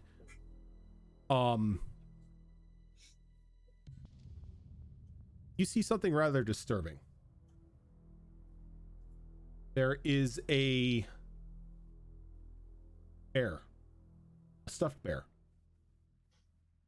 tied up in here with a cord of rope and a brick. The bear's legs are frantically kicking as like its head like looks up and just like stares at you, and it's just like, help. And as it says help, you hear an audible cry coming from Kunkaval. Mage armor. As Instantly casting mage armor on myself. the bear rug that you are laying on instantly just envelops you, Oh no, it's the carpet situation. and It's an animated Oh. cloak rug. No. it is so much worse. You are going to take 10 points of bludgeoning damage Oh. as What is that? this animated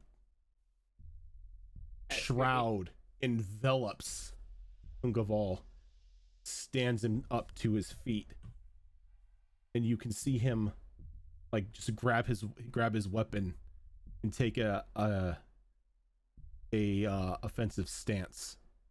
Joke's on you. I don't have a weapon. You got that walking stick. Okay, that's true. Kunkaval, while you are in here, you are restrained, blinded, and unable to breathe. It is the animated cloak. Kind of. It's what's known as a death shroud. Dude, I just wanted to get warm. And that is where we are leaving off for the week. No, let's play another hour. I am Get up so early. antsy for this campaign. I want Don't- to keep playing. Don't tempt me. Oh man. I unfortunately have to get up for work Yeah. at about 4:30, 5 No, a.m. just screw sleep. I don't function without sleep. I'm not one of those people that can do that. I weirdly can. I don't like it, but I can. I normally don't. I normally function without sleep all the time. So Mm-mm. She's lying. She is 100% lying. She cannot function without sleep. I She's- bear witness. She just thinks she does. I am a functioning, unwilling, functional, sleep deprived person. So- is that the same thing as a functioning alcoholic? Yes. Yes. that is where we are gonna leave off this week. Oh my gosh. I So wanna y'all are wait. gonna have to wait till next week to find out what's gonna happen. I'm so antsy to fight, and I did the second that happened. Mage I- armor. I did mage armor myself when the bear went help. I was like, nope. You have no Fuck that fucks right shit. now. So I know Groudon isn't here, but is Alistair here with Alistair us? is with you. Yes, Alistair has been moving Yes. with you.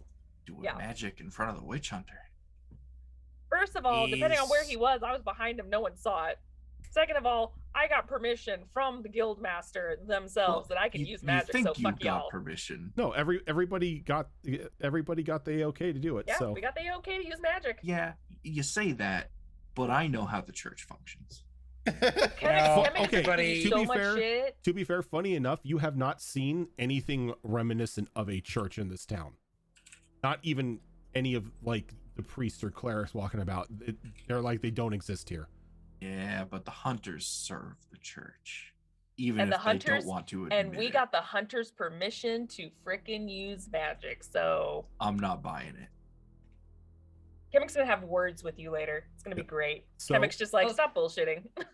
You think only Kimmick's gonna have words with her? I don't Hey, nobody has seen me do any kind of magic whatsoever.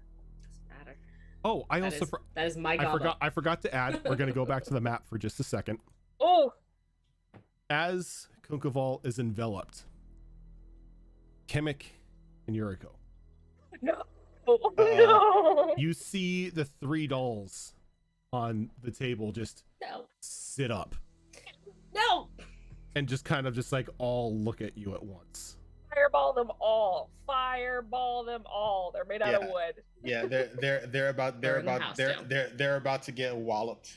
No! Look at the Oh, icons! creepy doll icons. Oh, that's fucking creepy. No.